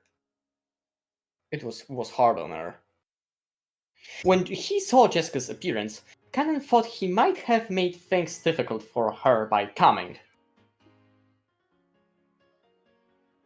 I get the feeling I'm getting in the way. Am I being a burden?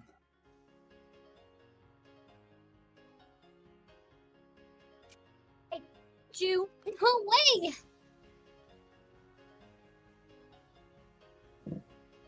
Please tell me at any time if I start getting in the way.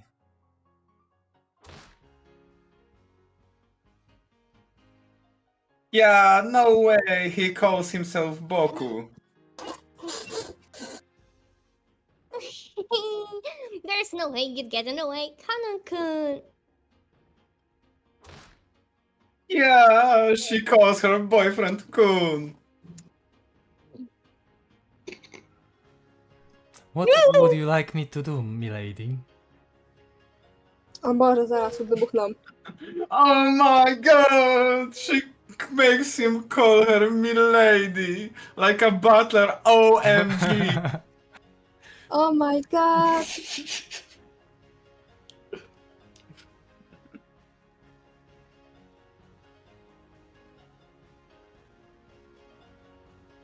You can't call me milady today. Is that so? As you wish, Jessica-sama. Yeah, she trained him to call her Sama. Kanan-kun, Myślę, że pierwszy chapter jest dobry, ale nie. for just three seconds. Yeah! Co tam się stało? A kiss, it's a kiss. She's gonna kiss him. Jeszcze więcej nawiasów dają. As you Ach. wish.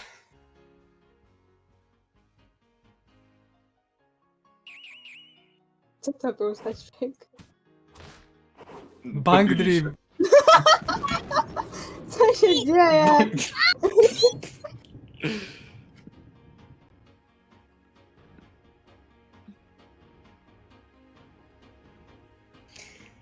By the time Cannon opened his eyes, a horrible tragedy had occurred in the room. Everyone had been driven onto walls, their Miła arms wszystkich. and legs outstretched. Huh. Kolejne morderstwo w tej grze. Jessica had slipped her brass knuckles back into her pocket before Cannon's eyes opened. What? No nieźle, kastet ma przy sobie. Anyway. Nie Go głupie. over to the stage. Our turn's coming up soon, so take a seat and wait for a bit. Cause we've gotta get ready. Go straight to the end here, and you'll see a temporary stage. You'll know where to go. Please wait there.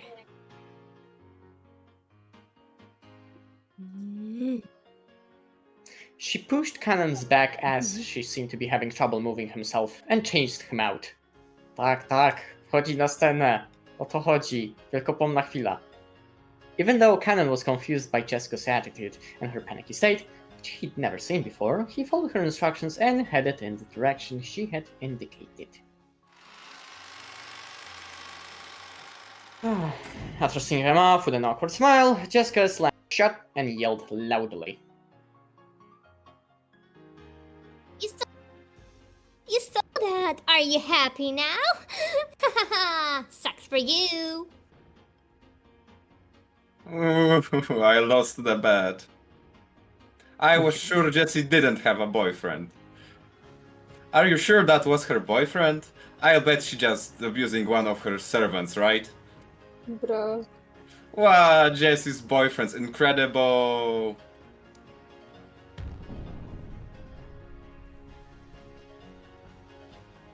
Arms of the Sucky Girls. Come on, let's get ready.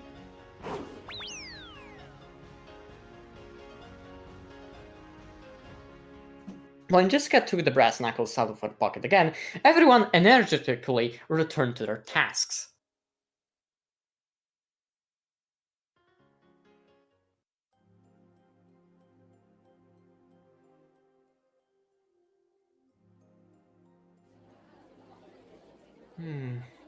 Huh?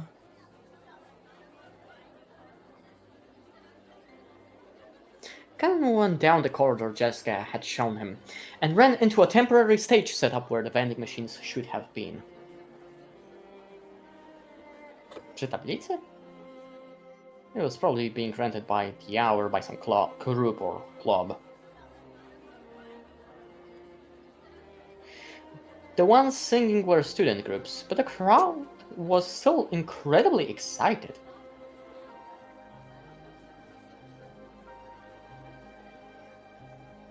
Disliking that clatter, he leaned against a wall in the darkness by himself. Podpiera ścianę. So...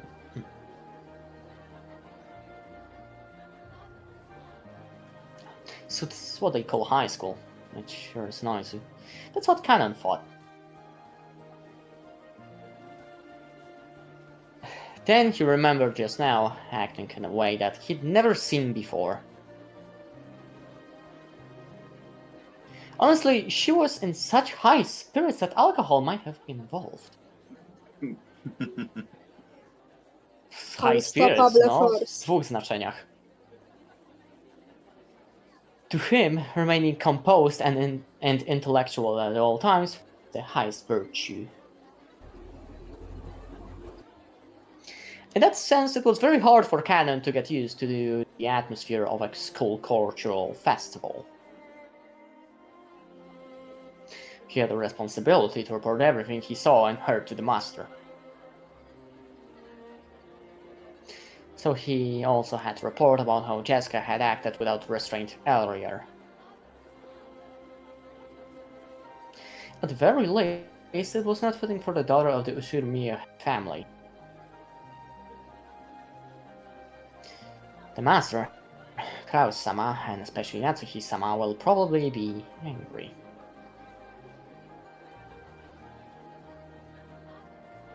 If I ain't reported in a way that protects Milady, should I blame it on inappropriate school friends? What is all that? So stupid. Cannon thought back on how Jessica had acted earlier aside again. He could understand Natsuki's headache a little now. Come to think of it, Natsuki-sama, as the president of the PTA, was supposed to go to an informal gathering about attending the ceremony in the gymnasium. She said she wouldn't be able to see Milady's performance, didn't she? That's probably for the best.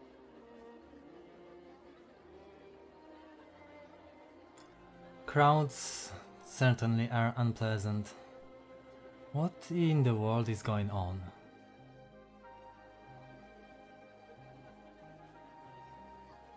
Several female students keep glancing at me. It seems they're all whispering the same things Milady's school friends said, and it's truly unpleasant. Come to think of it, didn't Shannon warn me? If you walk alone at something like a school festival, you'd better watch out, because lots of strange people will come and talk to you. Excuse me, are you by yourself? Just as expected, a group of girls I'd never met started talking to me. Their stares started to make my back tingle. Didn't she tell me some magic words that could chase them off in times like this?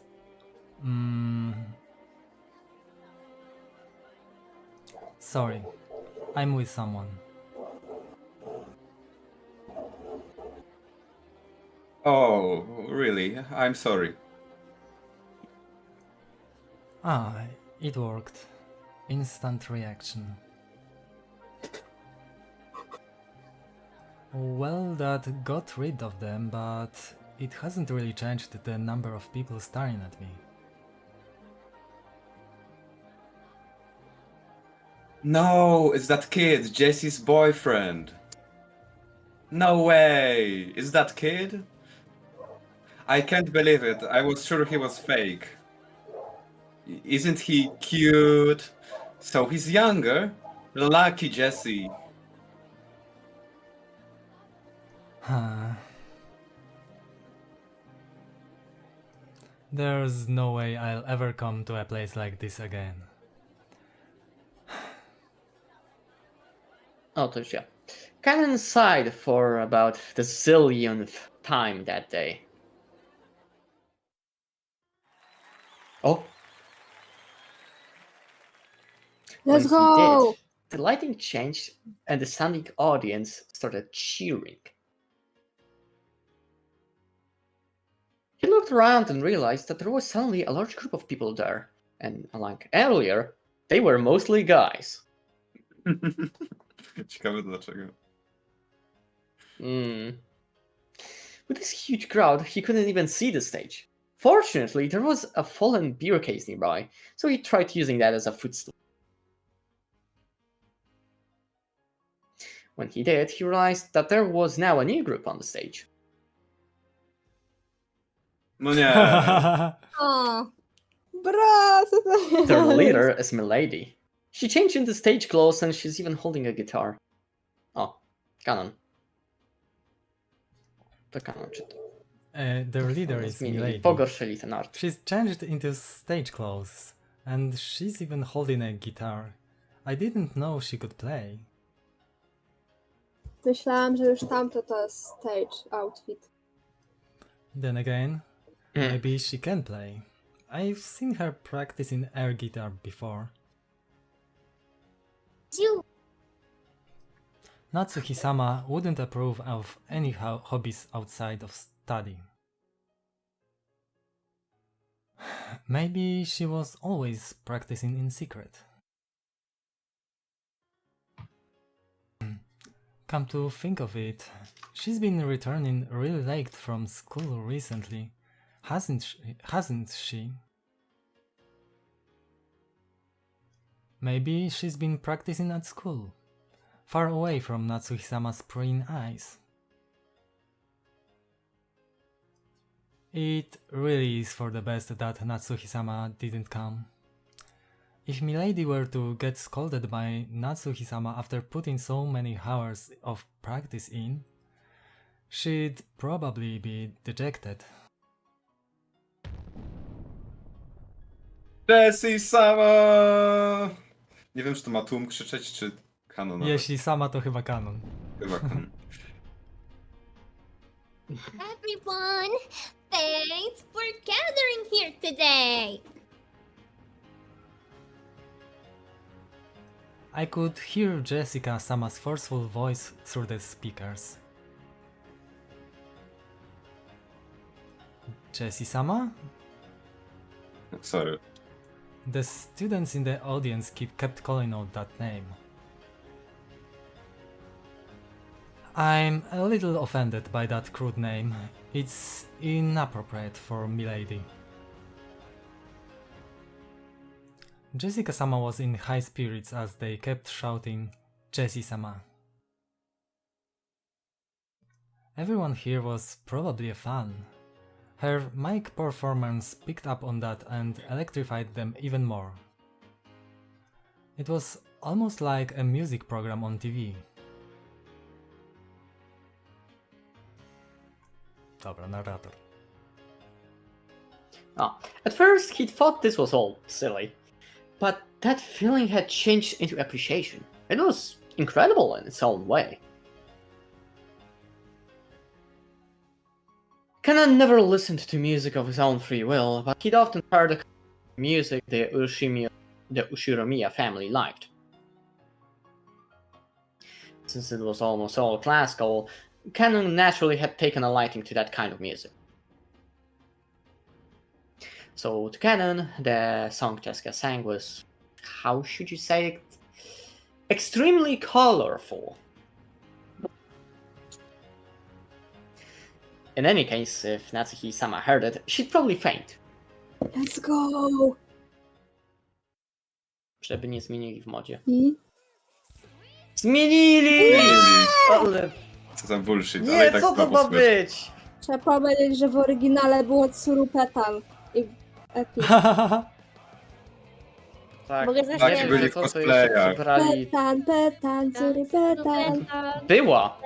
Ona tam jest normalnie w cosplayu Marisy. O, no to downgrade faktycznie. No. Bardzo downgrade. Omega Nie downgrade, jest to naprawdę. może na YouTubie? Na pewno jest. Na pewno jest. Czy No to można zmieniamy. obejrzeć zamiast tego czegoś paskudnego? Nie ma tej wersji, to nie istnieje. Boże. Dużo kabli mam na górze. Okej, chwilkę. Czy naprawdę ocenzurowaliśmy grę, bo... Tak, bo wersja z PS3 to usuwa. No, Tak. to jest naprawdę wstyd. Bo tam Żenada. copyright, coś tam. Szczególnie, że się rasa rzeczywiście.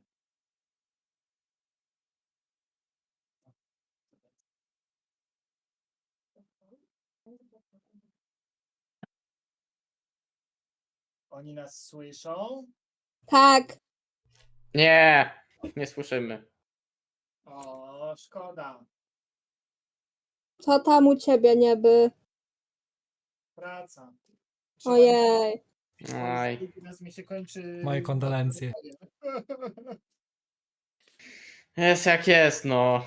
Jest jak jest. Ty też Blue Moon załatwiasz sobie internet? No będę musiał w końcu, jak ten wyjeżdżam do Wrocławia. Czy jaki? Ja i Never. Myślę, że chyba Netia, bo to ma dosyć sensowny deal, jak bierzesz IP stałe. Tylko no właśnie tutaj pytanie, bo oni to ustawiają tak, że oni biorą, no, zmieniają twoją umowę na nie? Jak chcesz jako osoba prywatna wziąć. No. I teraz pytanie, czy to zmienia całkowicie umowę na jakiś inny deal o kilka stów więcej, czy nie? Tam za dużo nie ma napisane na ten temat. Dlatego nie chciałbym. No mówisz, bo ja też będę musiał się spytać o stałe IP. No i właśnie, bo jak patrzyłem u innych dostawców, to tak średnio wychodzi, jak bierzesz. Przynajmniej przy Orange'u na przykład. No, a z drugiej strony w innej To- masz symetrycznie. W sensie masz taki sam upload jak download. Jak to wygląda w... Symetrycznie? W Inei ty chcesz wziąć. No, w sensie, Symetrycznie. no. Znalazłem. Pytam się, czy... Let's go. Nie, mów. W Neti możesz symetrycznie, jak bierzesz jako biznesowy, ale to wiesz. Internet symetryczny to jest kilka stów. To nie są tanie rzeczy. Proszę przestać rozmawiać. Yeah! Amazing.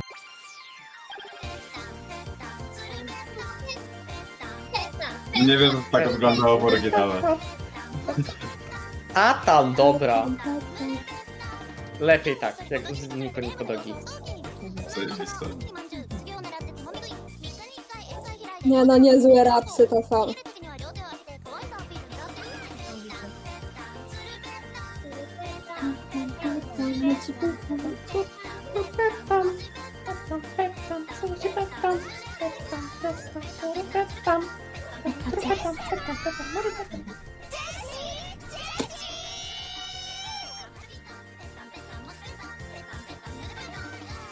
O, Yashiro sama.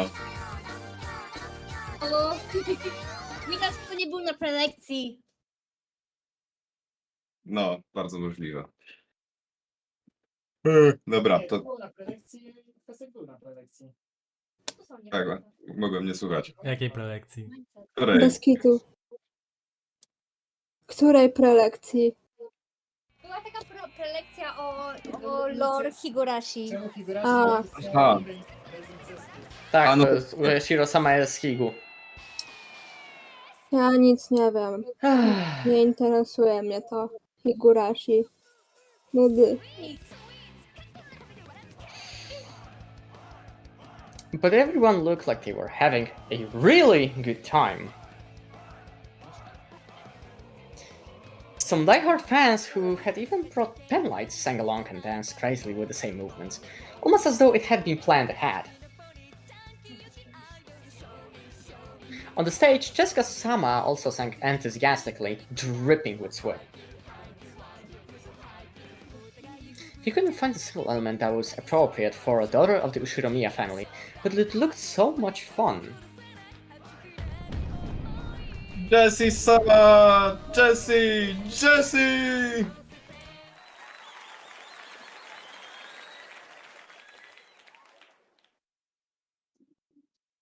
Don't say Marisa? What the hell?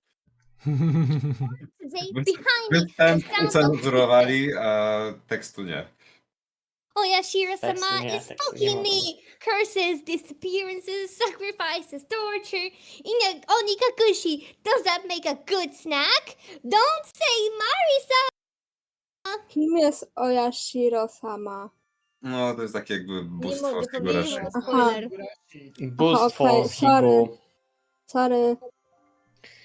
I must not go along with it, but at any rate, Milady's full of life and looks like she's having a great time.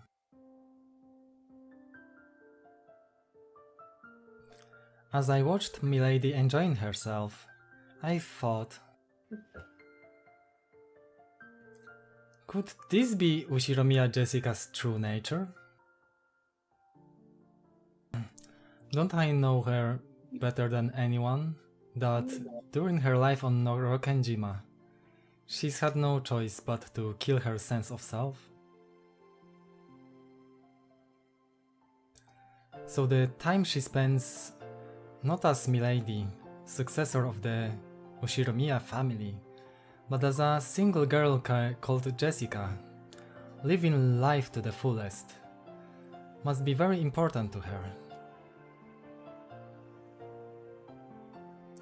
I've worked close to Milady, seen her in all seasons, and thought I knew everything about her.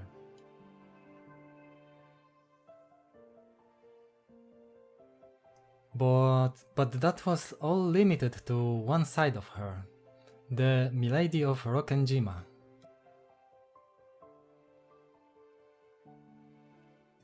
We are furniture. We serve on Rokenjima and end our lives on Rokenjima. So I've come to think of Rokenjima itself as our whole world. As though, like in Ptolemaic theory, the ocean spilled off the end of the world into an abyss. But when I look at Milady like this, I can see how horribly narrow that outlook is.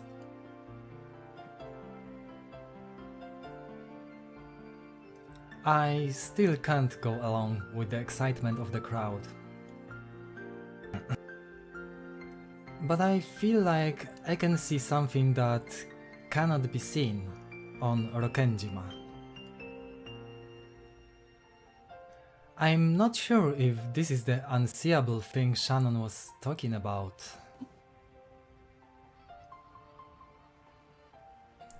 But the ocean still doesn't look blue to me.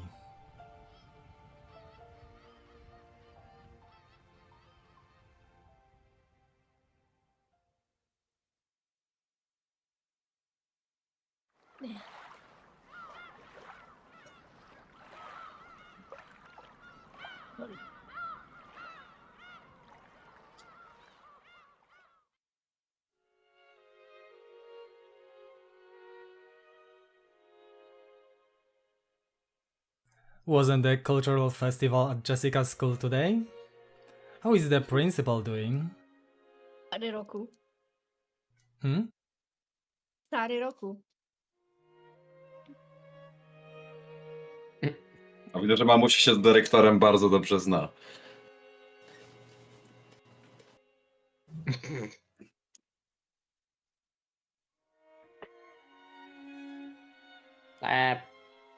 To chyba... Kto to był? Kto to był? Natsuki? Chlebek chyba. Ja? Jezu, zapomniałam. Tak, no. Myślałam, że się zamienialiśmy ostatnio tymi rolami. Ja nie pamiętam. No bo jak poumierali, no to tak. Dobra, to mogę być ja. He seemed to be in good health. That's right. To jak diet member, Takamiya was also there. He said to give you his regards. Regards. Busy as usual. It appeared so. That person is also very energetic. Oh, and I believe President Emoto also made an appearance.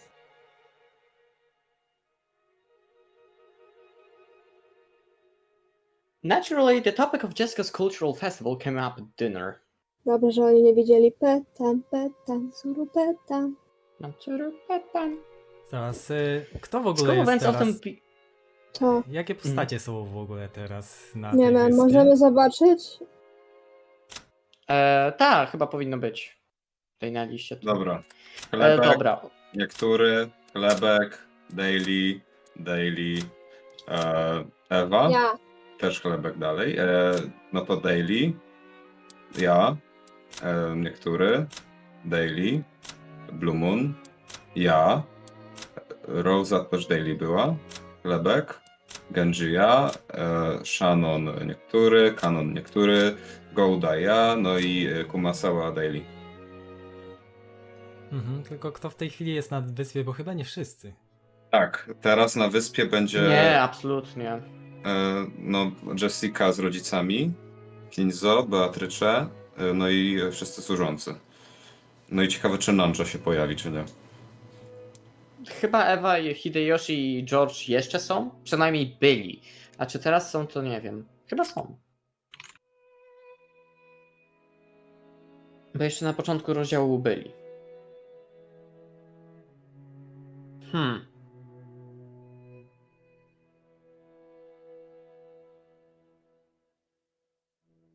Ja bym nic nie zmieniał jak na razie. Okej. Nie, czekaj.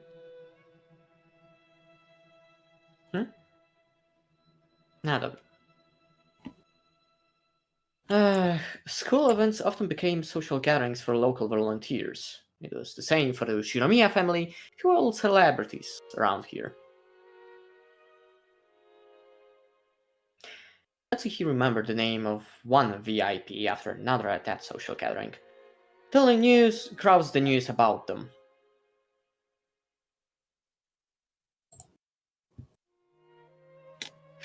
Jessica didn't really have any interest in that discussion and slurped her pumpkin soup.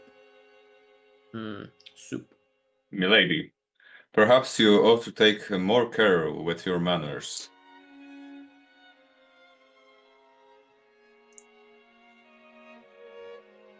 Yeah.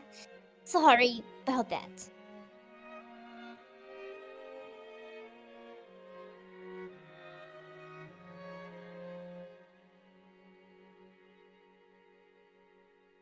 Chlebek. Chleb. A, Boże, przepraszam. Jessica, how many times must I tell you to watch your language? Language! Watch your tone! Yes, ma'am. Jessica answered, discouraged. When he saw that, Kraus smiled a little and paused his conversation with Natsuki.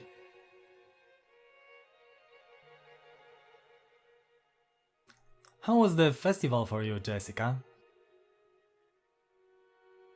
Huh? Huh?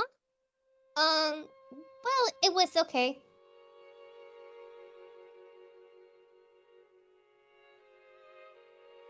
I was watching. You did an excellent job. Mamusia way. pochwaliła.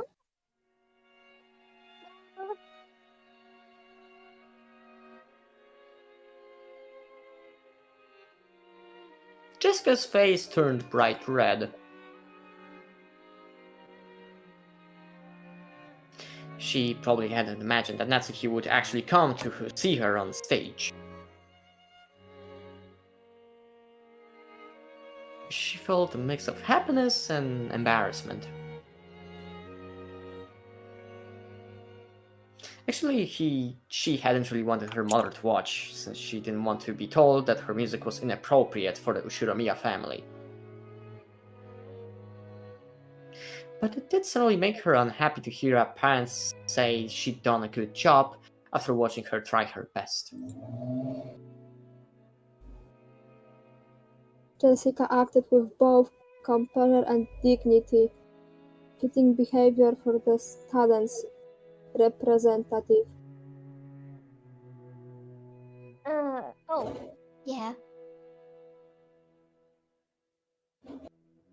Nie było jej, tylko udaje. The Jessica that had been there until a second ago crumbled like sand. Jessica Ale immediately realized that her mom was talking about się, something different. żeby swoją córkę pochwalić przed rodziną. Jessica was also the school's student president. She had no interest in doing something so annoying, but her parents had been pushy, so she grudgingly accepted. Unfortunately, she was popular at school, so she had won the election easily.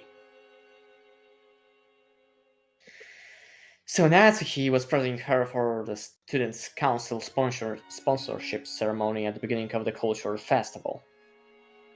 Oh.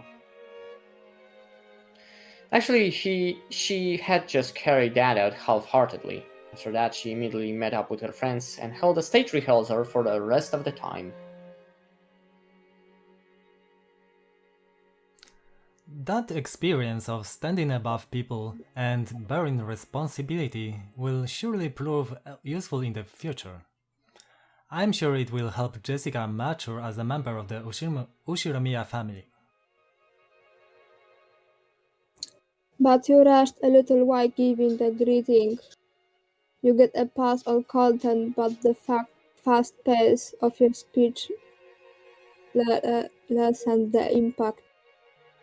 It might help if you developed a habit of pausing every once in a while.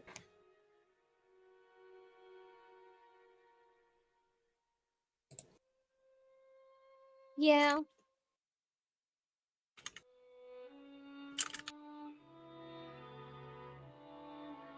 After she finished eating, Jessica didn't feel like going straight to her room.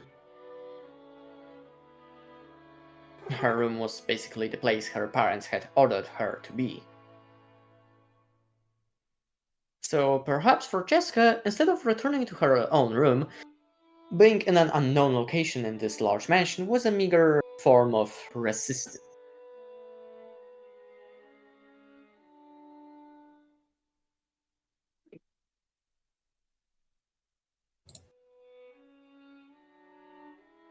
Jessica felt that even being in the mansion made it hard to breathe, so she went outside to the rose garden.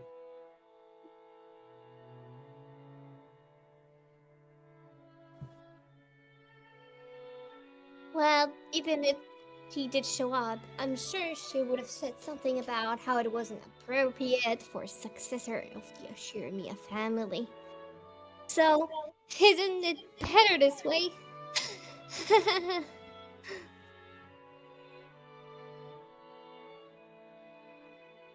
Jessica laughed at what she was sulking over. She laughed at what kind of words she could possibly have been expecting. That was dumb of me. In the end, I was just acting like an entitled brat. I'm a little exasperated with myself and it makes me want to laugh.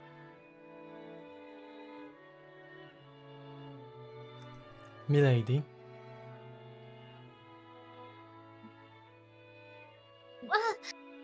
Kun, don't scare me like that. Just as she was about to force a laugh, Canon suddenly started talking to her and she choked. Huh.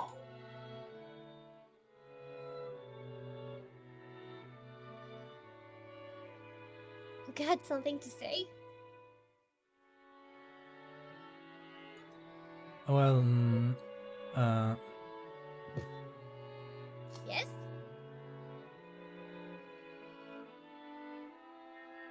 Jessica's expression became the one she always wore when looking at Cannon. The listless Jessica from a second ago was gone. If he had still only known Jessica as the eventual successor to the Yoshida family, as he had until yesterday, he might have mistakenly thought that Jessica's mood had sprung back to normal. But that wasn't right. He now knew a part of her that he couldn't have seen until yesterday, so he understood that there was no way Jessica actually felt the way she appeared.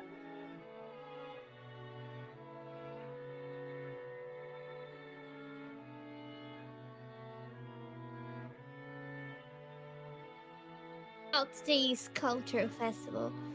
Well, thanks for coming with me so I could show off.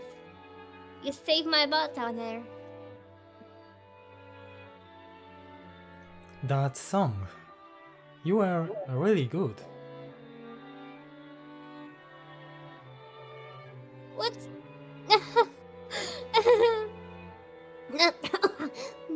Really? I'm embarrassed.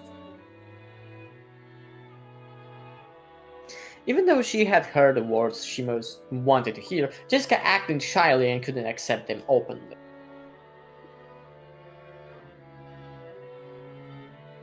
I cannot sing.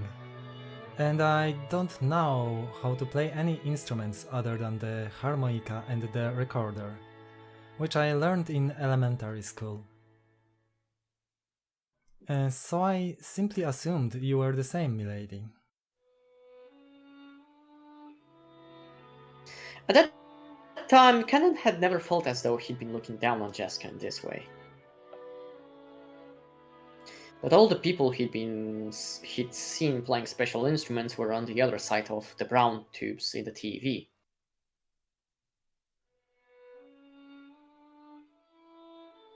At the very least, he'd been under the impression that it'd be impossible for Jessica.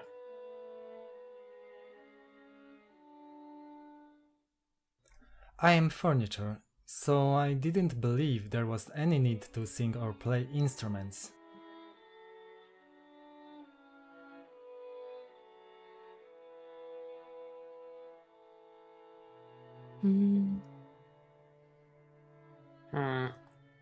A, Było mnie słychać. nie? O, Hawusek się zmutował. Było? O. Tak, Hawusek się zmutował, czyli gdzieś coś musi. Ach, pa. Hmm.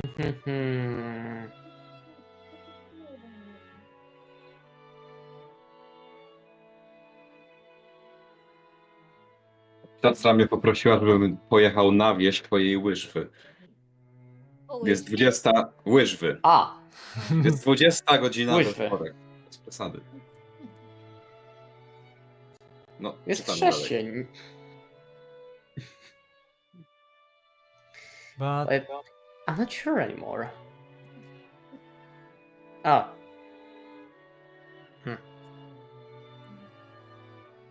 oh, sorry. Please? Sorry. Zgadnij się, co jem. Na pewno Placki? nie. Placki. No. Nie wiesz. Seriously, Kanan-kun?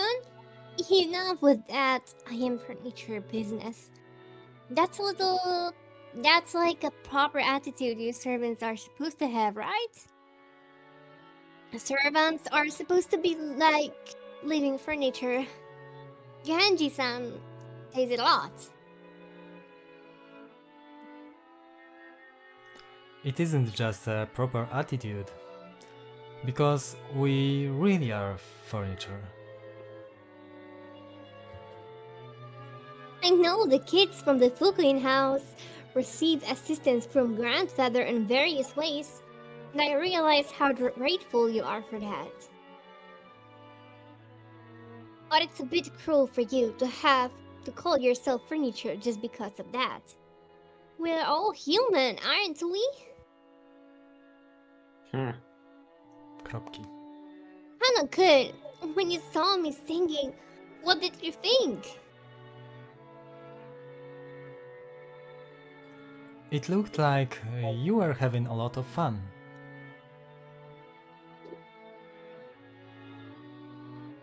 I don't think that's true. Huh? You didn't just think it looked fun. You're envious, weren't you? That's not... Canon probably hadn't noticed that emotion himself. Most likely, Canon saw something he'd never seen before, learned about it for the first time, and felt envious. And to trick himself out of that emotion, he called himself furniture over and over.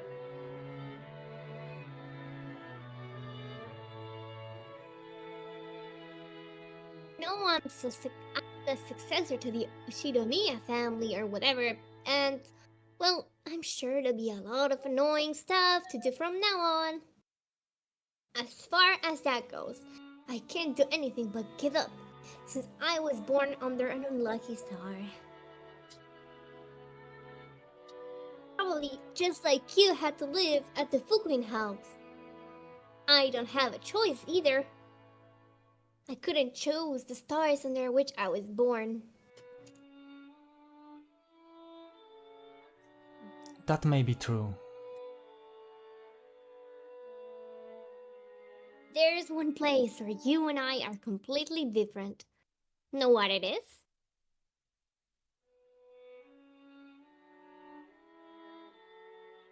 I am furniture, and Milady is not.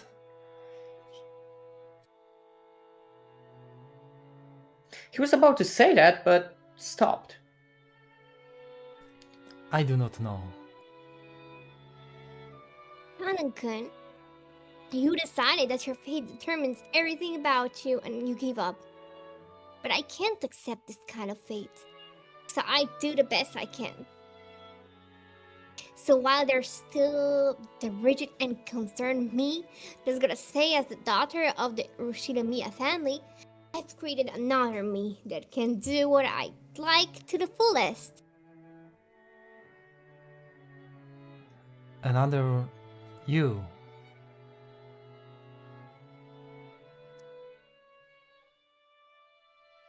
Yeah, Hanan-kun, you've been instructed to say it because I am furniture. I'm sure you've gone through a lot of times just because of tough times just because of that. I think that's really unfortunate. But the idea that your entire life will be decided by that alone just seems sad to me. Kropki.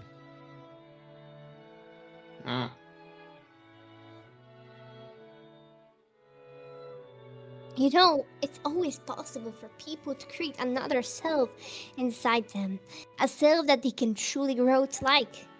I'm not talking about escaping from reality, okay? But on that other self, I can really feel like I'm living a great life. So no matter how constrained and boring everyday life gets to be, I can always live on without suffocating.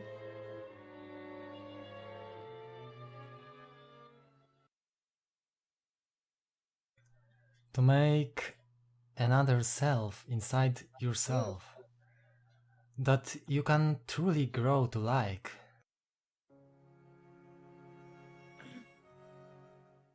To make another one. To make another me. One that isn't furniture.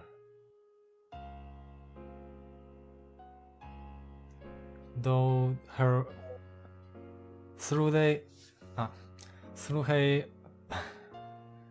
Through her relationship with George-sama, has Shannon given birth to another self that isn't furniture?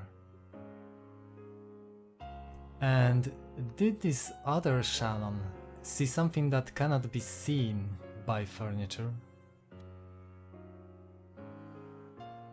That's right. Well, I don't know anything about your private life, Kanan-kun. But I can sort of guess. Your private life probably doesn't exist at all. Am I right? Canon couldn't reply, but that was answer enough. She had no concept of a private life. So canon would always be canon. So furniture would always be furniture.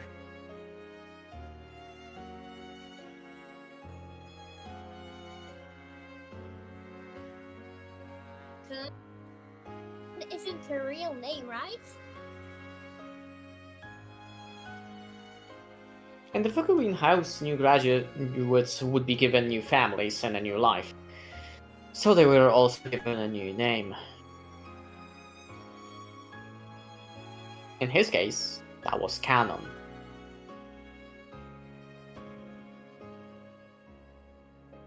Certainly. This name of mine may be a temporary thing.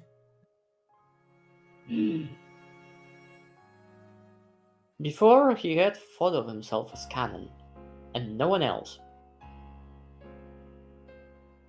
But he remembered. There definitely had been another self that wasn't. But I was far, far away, beyond the distant fog of oblivion.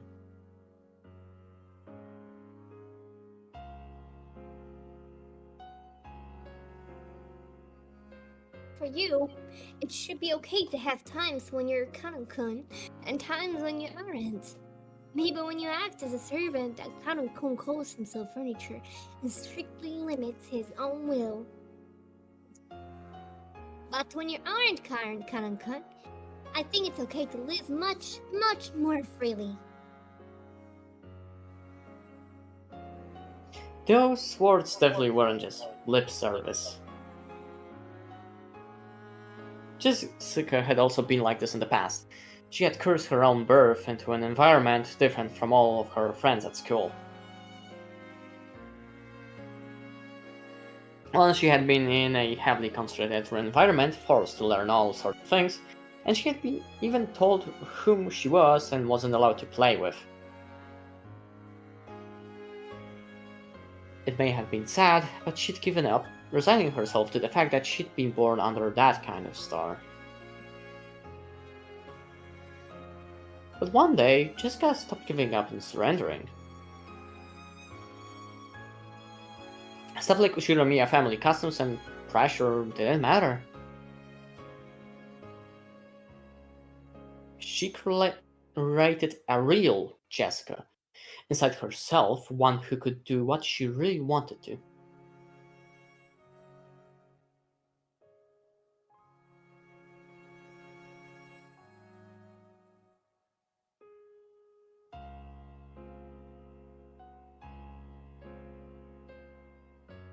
Told a bit by the nickname Jessie at school. When I'm Jessie, I live life honestly and to the fullest. And because of that, I can do my best when I'm Jessica too. Would it really be so bad if you could also have times when you're canon and times when you are your real name? When you weren't canon, can't you try becoming another self you can like?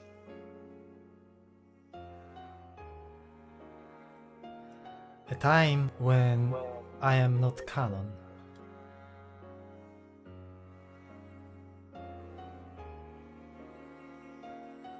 He'd once thought of his real name as being completely meaningless.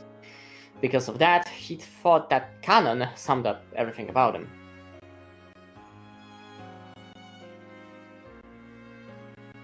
And now Jessica was telling him to create something new.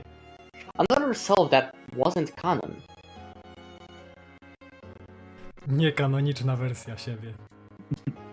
Wow. If you don't mind, tell me, what's your real name?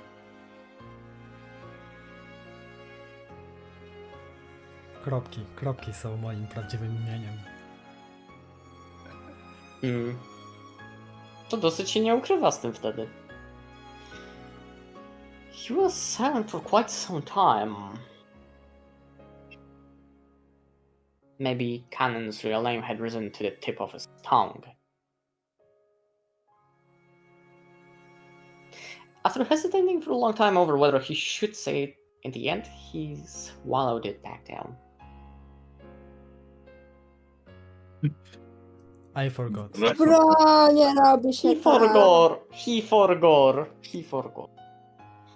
I forgot. My name doesn't matter anymore. Those words contained a faint rejection. No matter what kind of real name I had, the only truth now is that here I am Canon. The past has nothing to do with anything. The materials with which furniture is made, be it a trunk of a tree or otherwise, are meaningless in the end.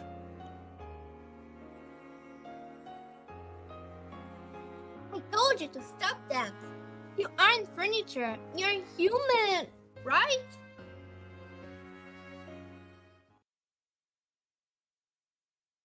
I am not human.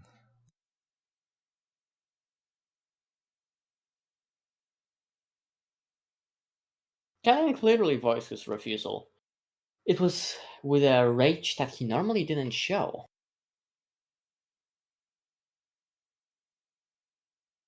Jessica couldn't say anything back and was struck silent.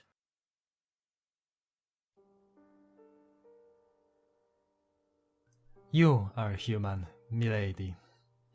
So you are free to live any way you please, and any kind of future is possible for you. It's almost like you have wings and can dance through the sky like a bird. But I am not like that. Even if I looked like a bird, I'd be nothing more than a domestic duck.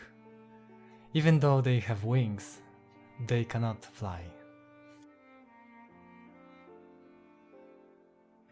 To speak of that dream of flight despite that, it's just too cruel. Furniture and dice? What the hell is all this? No! Jessica had unconsciously gone along with Cannon's forceful manner of speaking, but she realized that she shouldn't fire back and swallowed her words.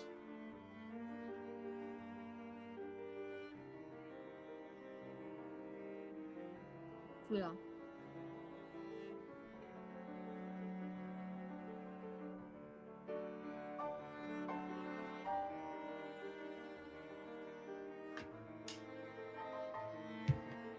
I don't know anything about you. I don't even know your upbringing. And I don't know the hardships you've been through. So I can't even imagine why you started calling yourself furniture. But I know this. You aren't furniture or a duck. You're a real human.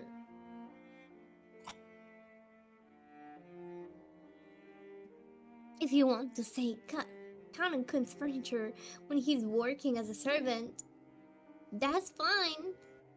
But in that case, don't you think you can recreate the self where when you aren't furniture? Or when you're human?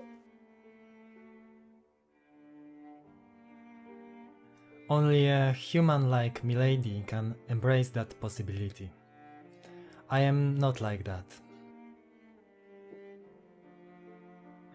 I have no future, no possibilities, no dream that I am allowed to see. So, milady, please don't say any more cruel things. Why do you say stuff like that?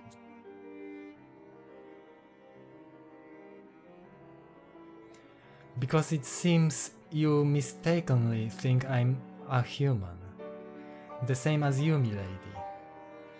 We are different sorts of beings. I just wanted to make that clear.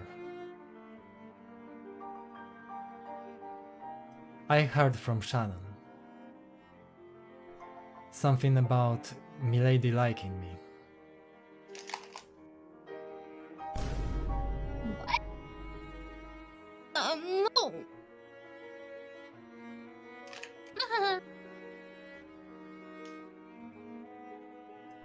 I look almost identical to a human.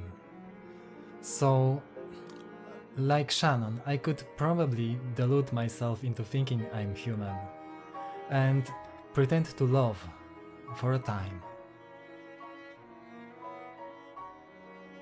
But then I would surely be fooling myself. No, I would be fooling you too, milady. Shannon and George-sama will definitely fall apart. Even though Shannon herself probably realizes that day will come. She's taking part in such a stupid...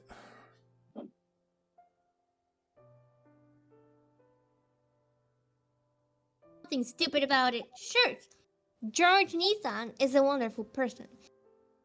And he's gonna match up to his parents' expectations. I'm sure when it comes to marriage, Aunt Eva will interfere in various ways. And I think their future prospects looks like they'll be full of trouble, okay? But you know what? George Nissan isn't the kind of guy who'd surrender to that shit. Shannon's no Juliet, and he'll definitely bring her happiness. People cannot engage in romance with furniture. What I'm trying to say is that even if you call love even if you can love furniture, I cannot love you, milady.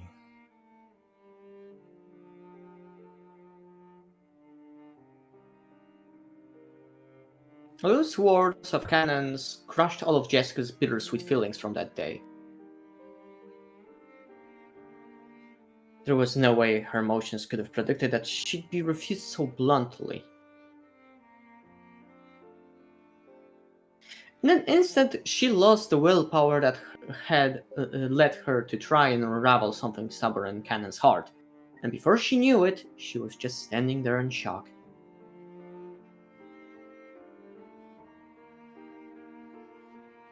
Milady, if your feelings for me were due to my conceit, then I must ask that you forgive me.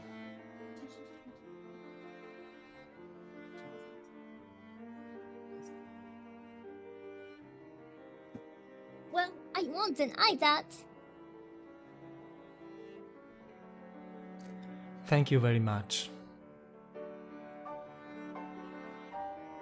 Huh? Thank you very much for thinking of me as a human. Those feelings alone really do make me happy. Anything more would be too cruel for me, so...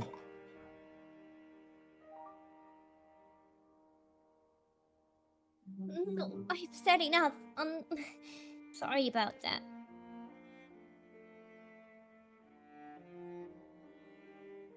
Jessica recklessly scratched at her head and spoke, trying to force her voice to sound bright.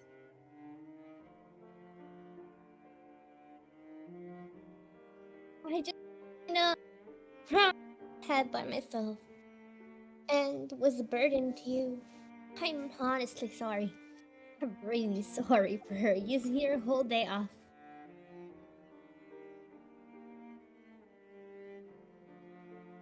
No, I was also happy. That I could see you having fun.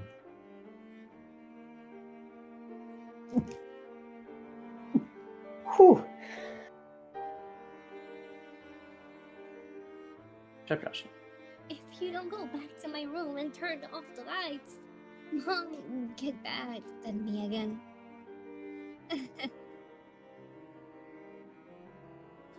That's probably for the best.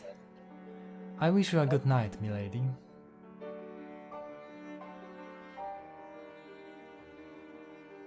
Yeah. Good night.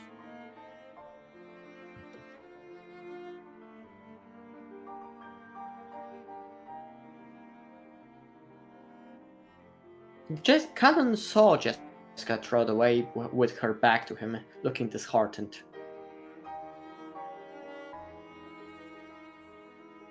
But then she suddenly broke into a reckless dash and disappeared in the direction of the mansion.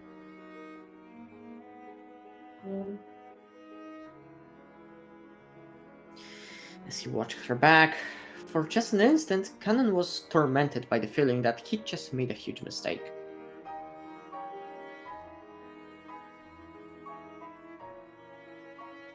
But he hadn't made a mistake at all. He'd been forced to refuse her now for her sake, while the pain was still at its smallest.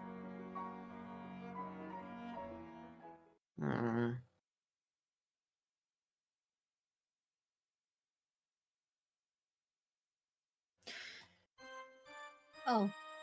So, O nie! Ah, Beatrice! Going making a woman cry like that. I didn't expect you to refuse her that strongly. If you're giving Strongly. another pair of lovers would have been born, thanks to my magic.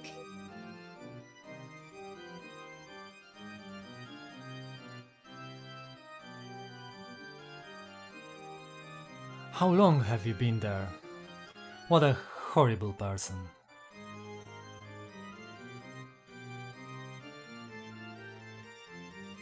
When he turned around, the witch was suddenly there. It looked like she'd been there the whole time, watching the two of them as though enjoying a play.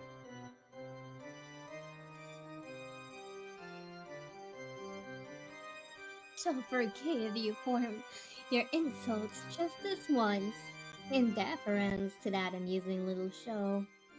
Even after 1,000 years, no more interesting show exists than complications between boys and girls. To me, it's a pleasure that a better, more addictive than opium. Widać, że ma doświadczenie. Tak, no coś pali w tej fajce. Przecież. A, ci chodzi o coś innego. A, dobra. Nie, o to mi chodziło. A, no to dobrze. No coś w tej fajce musi palić. Cannon pulled the magic butterfly brush out of his pocket. It was the manifestation of the great magic the witch had bestowed.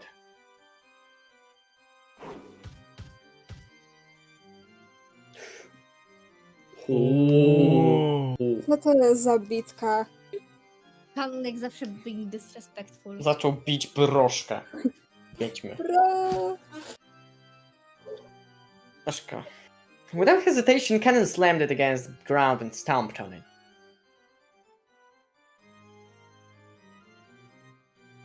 Huh? What is the meaning of this? You know that was given by me.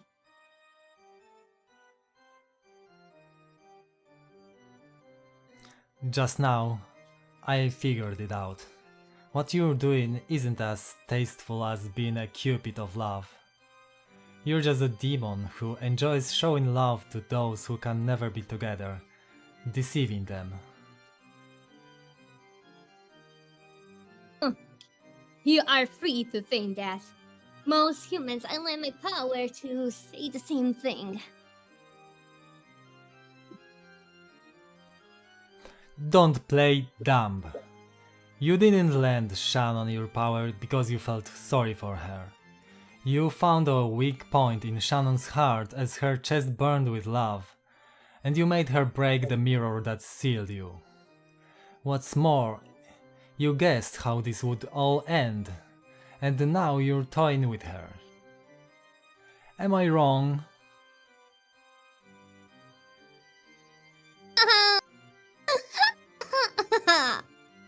Furniture has a thoroughly peaceful existence. So you have no dreams, no future, and even no love. Good, good. There is nothing better than knowing your place.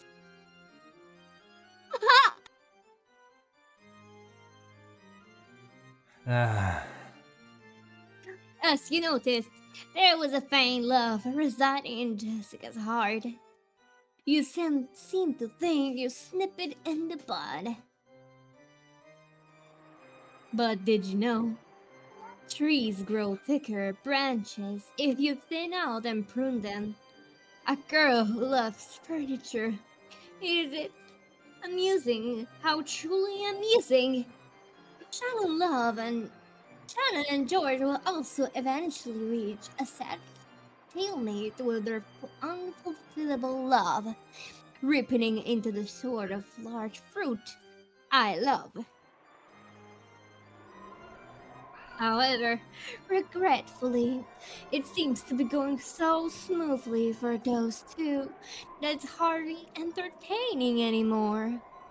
But on the plus side, it seems that the two of you will amuse me to no end.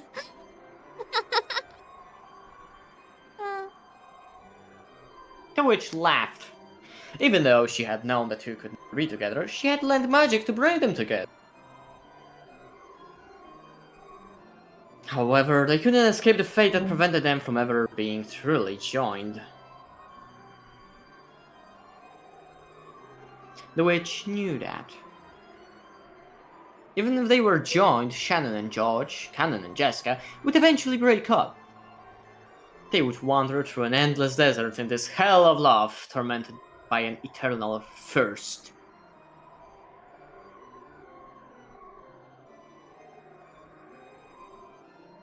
But did you think I'd lend you my power and ask for nothing in exchange? I'd gladly assist a pair in love. And in exchange, I'll enjoy watching the cruel fate they'll eventually meet.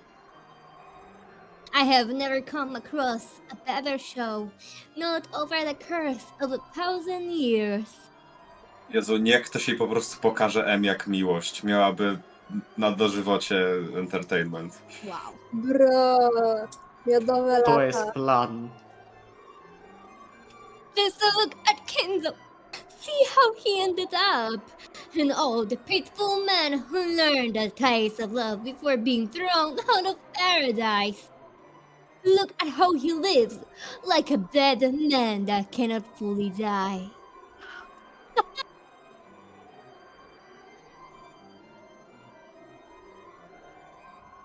you truly are a witch. Disappear. Get out of my sight, demon.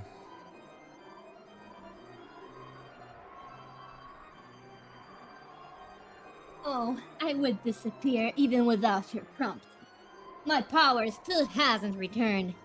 It is still tiring to continue showing myself. I overdid it when I gave you lovers my power.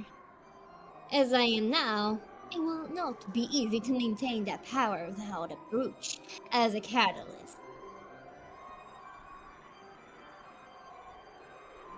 Cannon ground his foot even more into the stone to bruise.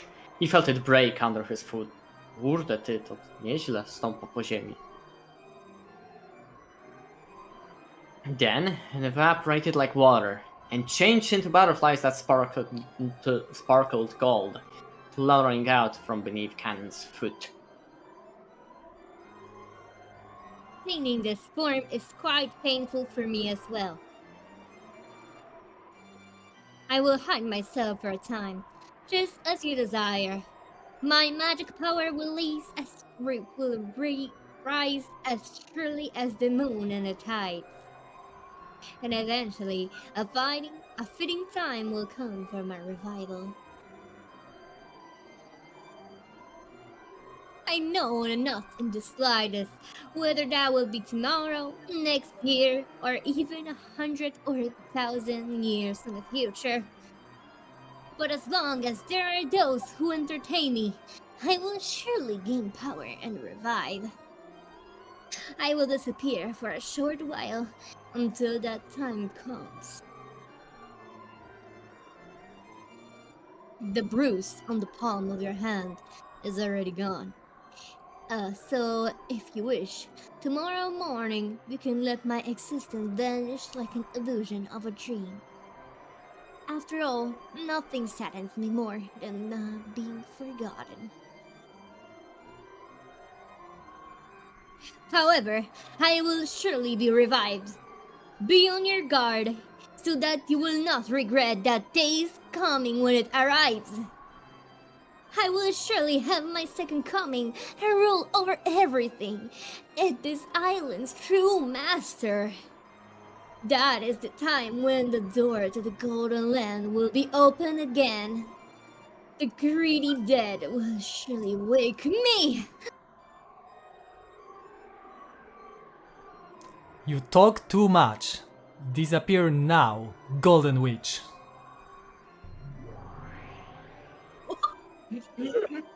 Ale jest potężny. Damn. Rozkazuje jej po prostu. Proszę nie wnerwiać mebli, gryzą. The witch became a cloud of gold butterflies and scattered away, leaving behind a scornful laugh. The whole area sparkled like a gold blizzard in a snow globe. It was a fleeting, fantastical scene that disappeared in a heartbeat.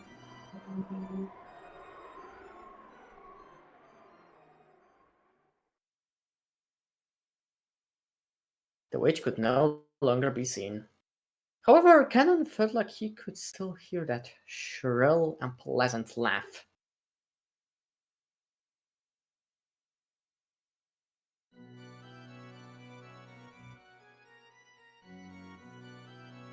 Eddie. How amusing! How truly amusing! Why is the human world still so amusing after all the years I've been away? Go mad with love, go mad with gold. Those who don't go mad from the one of two are not human.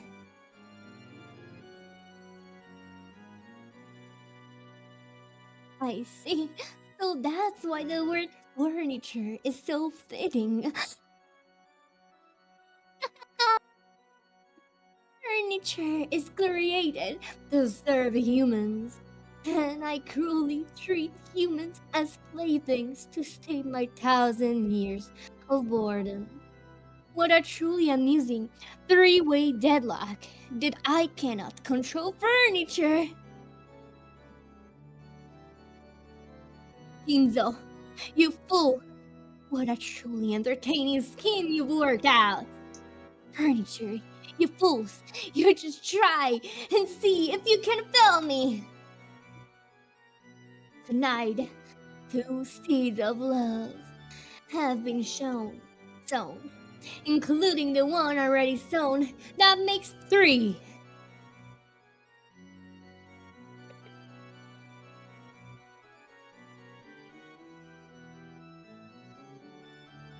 Beatrice! Why did you leave me alone in this painful world? I hate you! I will hate you for all eternity for not even trying to answer, despite being here for so. Ooh. Master, drinking anymore will be damaging to your health. Dr. Nanjo warned you as Też well, po did prostu he się not? upił.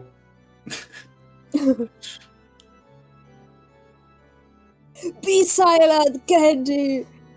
You do not understand. You do not understand my grief and sadness. And I believe at least you and I believed at least you, my oldest friend, would understand my pain. Why can you not understand? Oh, Beatrice! Why did you leave me all alone? Wiele kropek. Beatrice.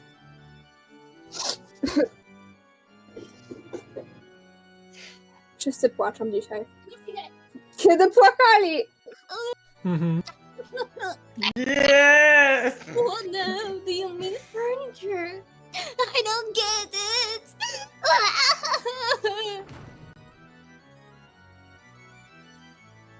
Oh, poor Jessica-sama.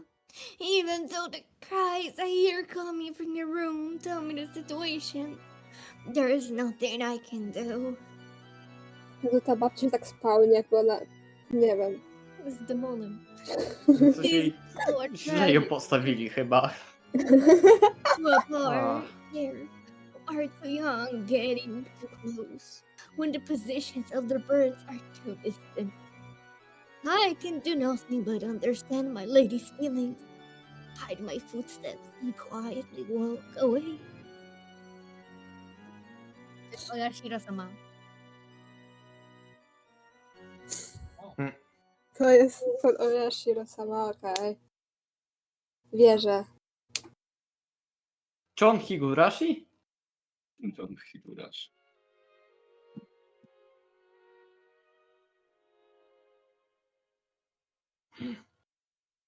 Huh?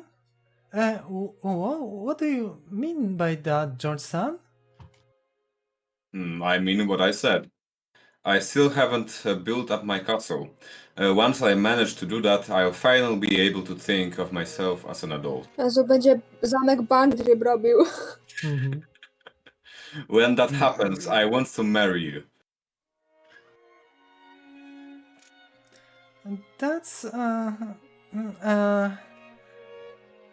But my heart won't let me do that anymore. So I want to give you an engagement ring. an engagement, you say, but I am for furniture. Oh, right, that. Well then, furniture has to listen to what people say, right?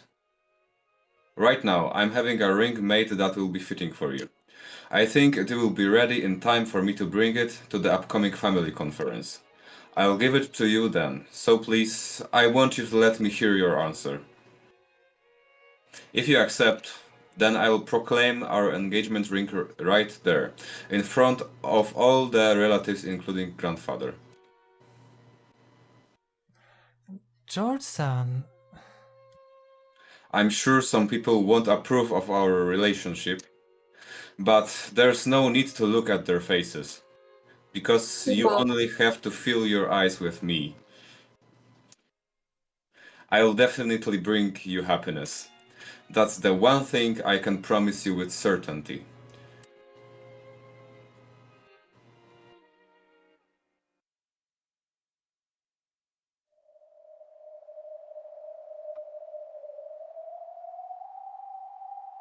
No nie, no. O. Ej, To hamuj. Ale może to mówić inna. Raczej nie. nie wiem. Nie, ja myślę, że to jest prędzej ten. I just can't To jest wait to Beatrycza. see how it will rip. No, Bern Castle nie jest taka podekscytowana na dramę. The gold butterflies do not swoop on the juice of overripened and rotten fruits. I cannot wait for the day of harvest to come. Is the time of the banquet here yet?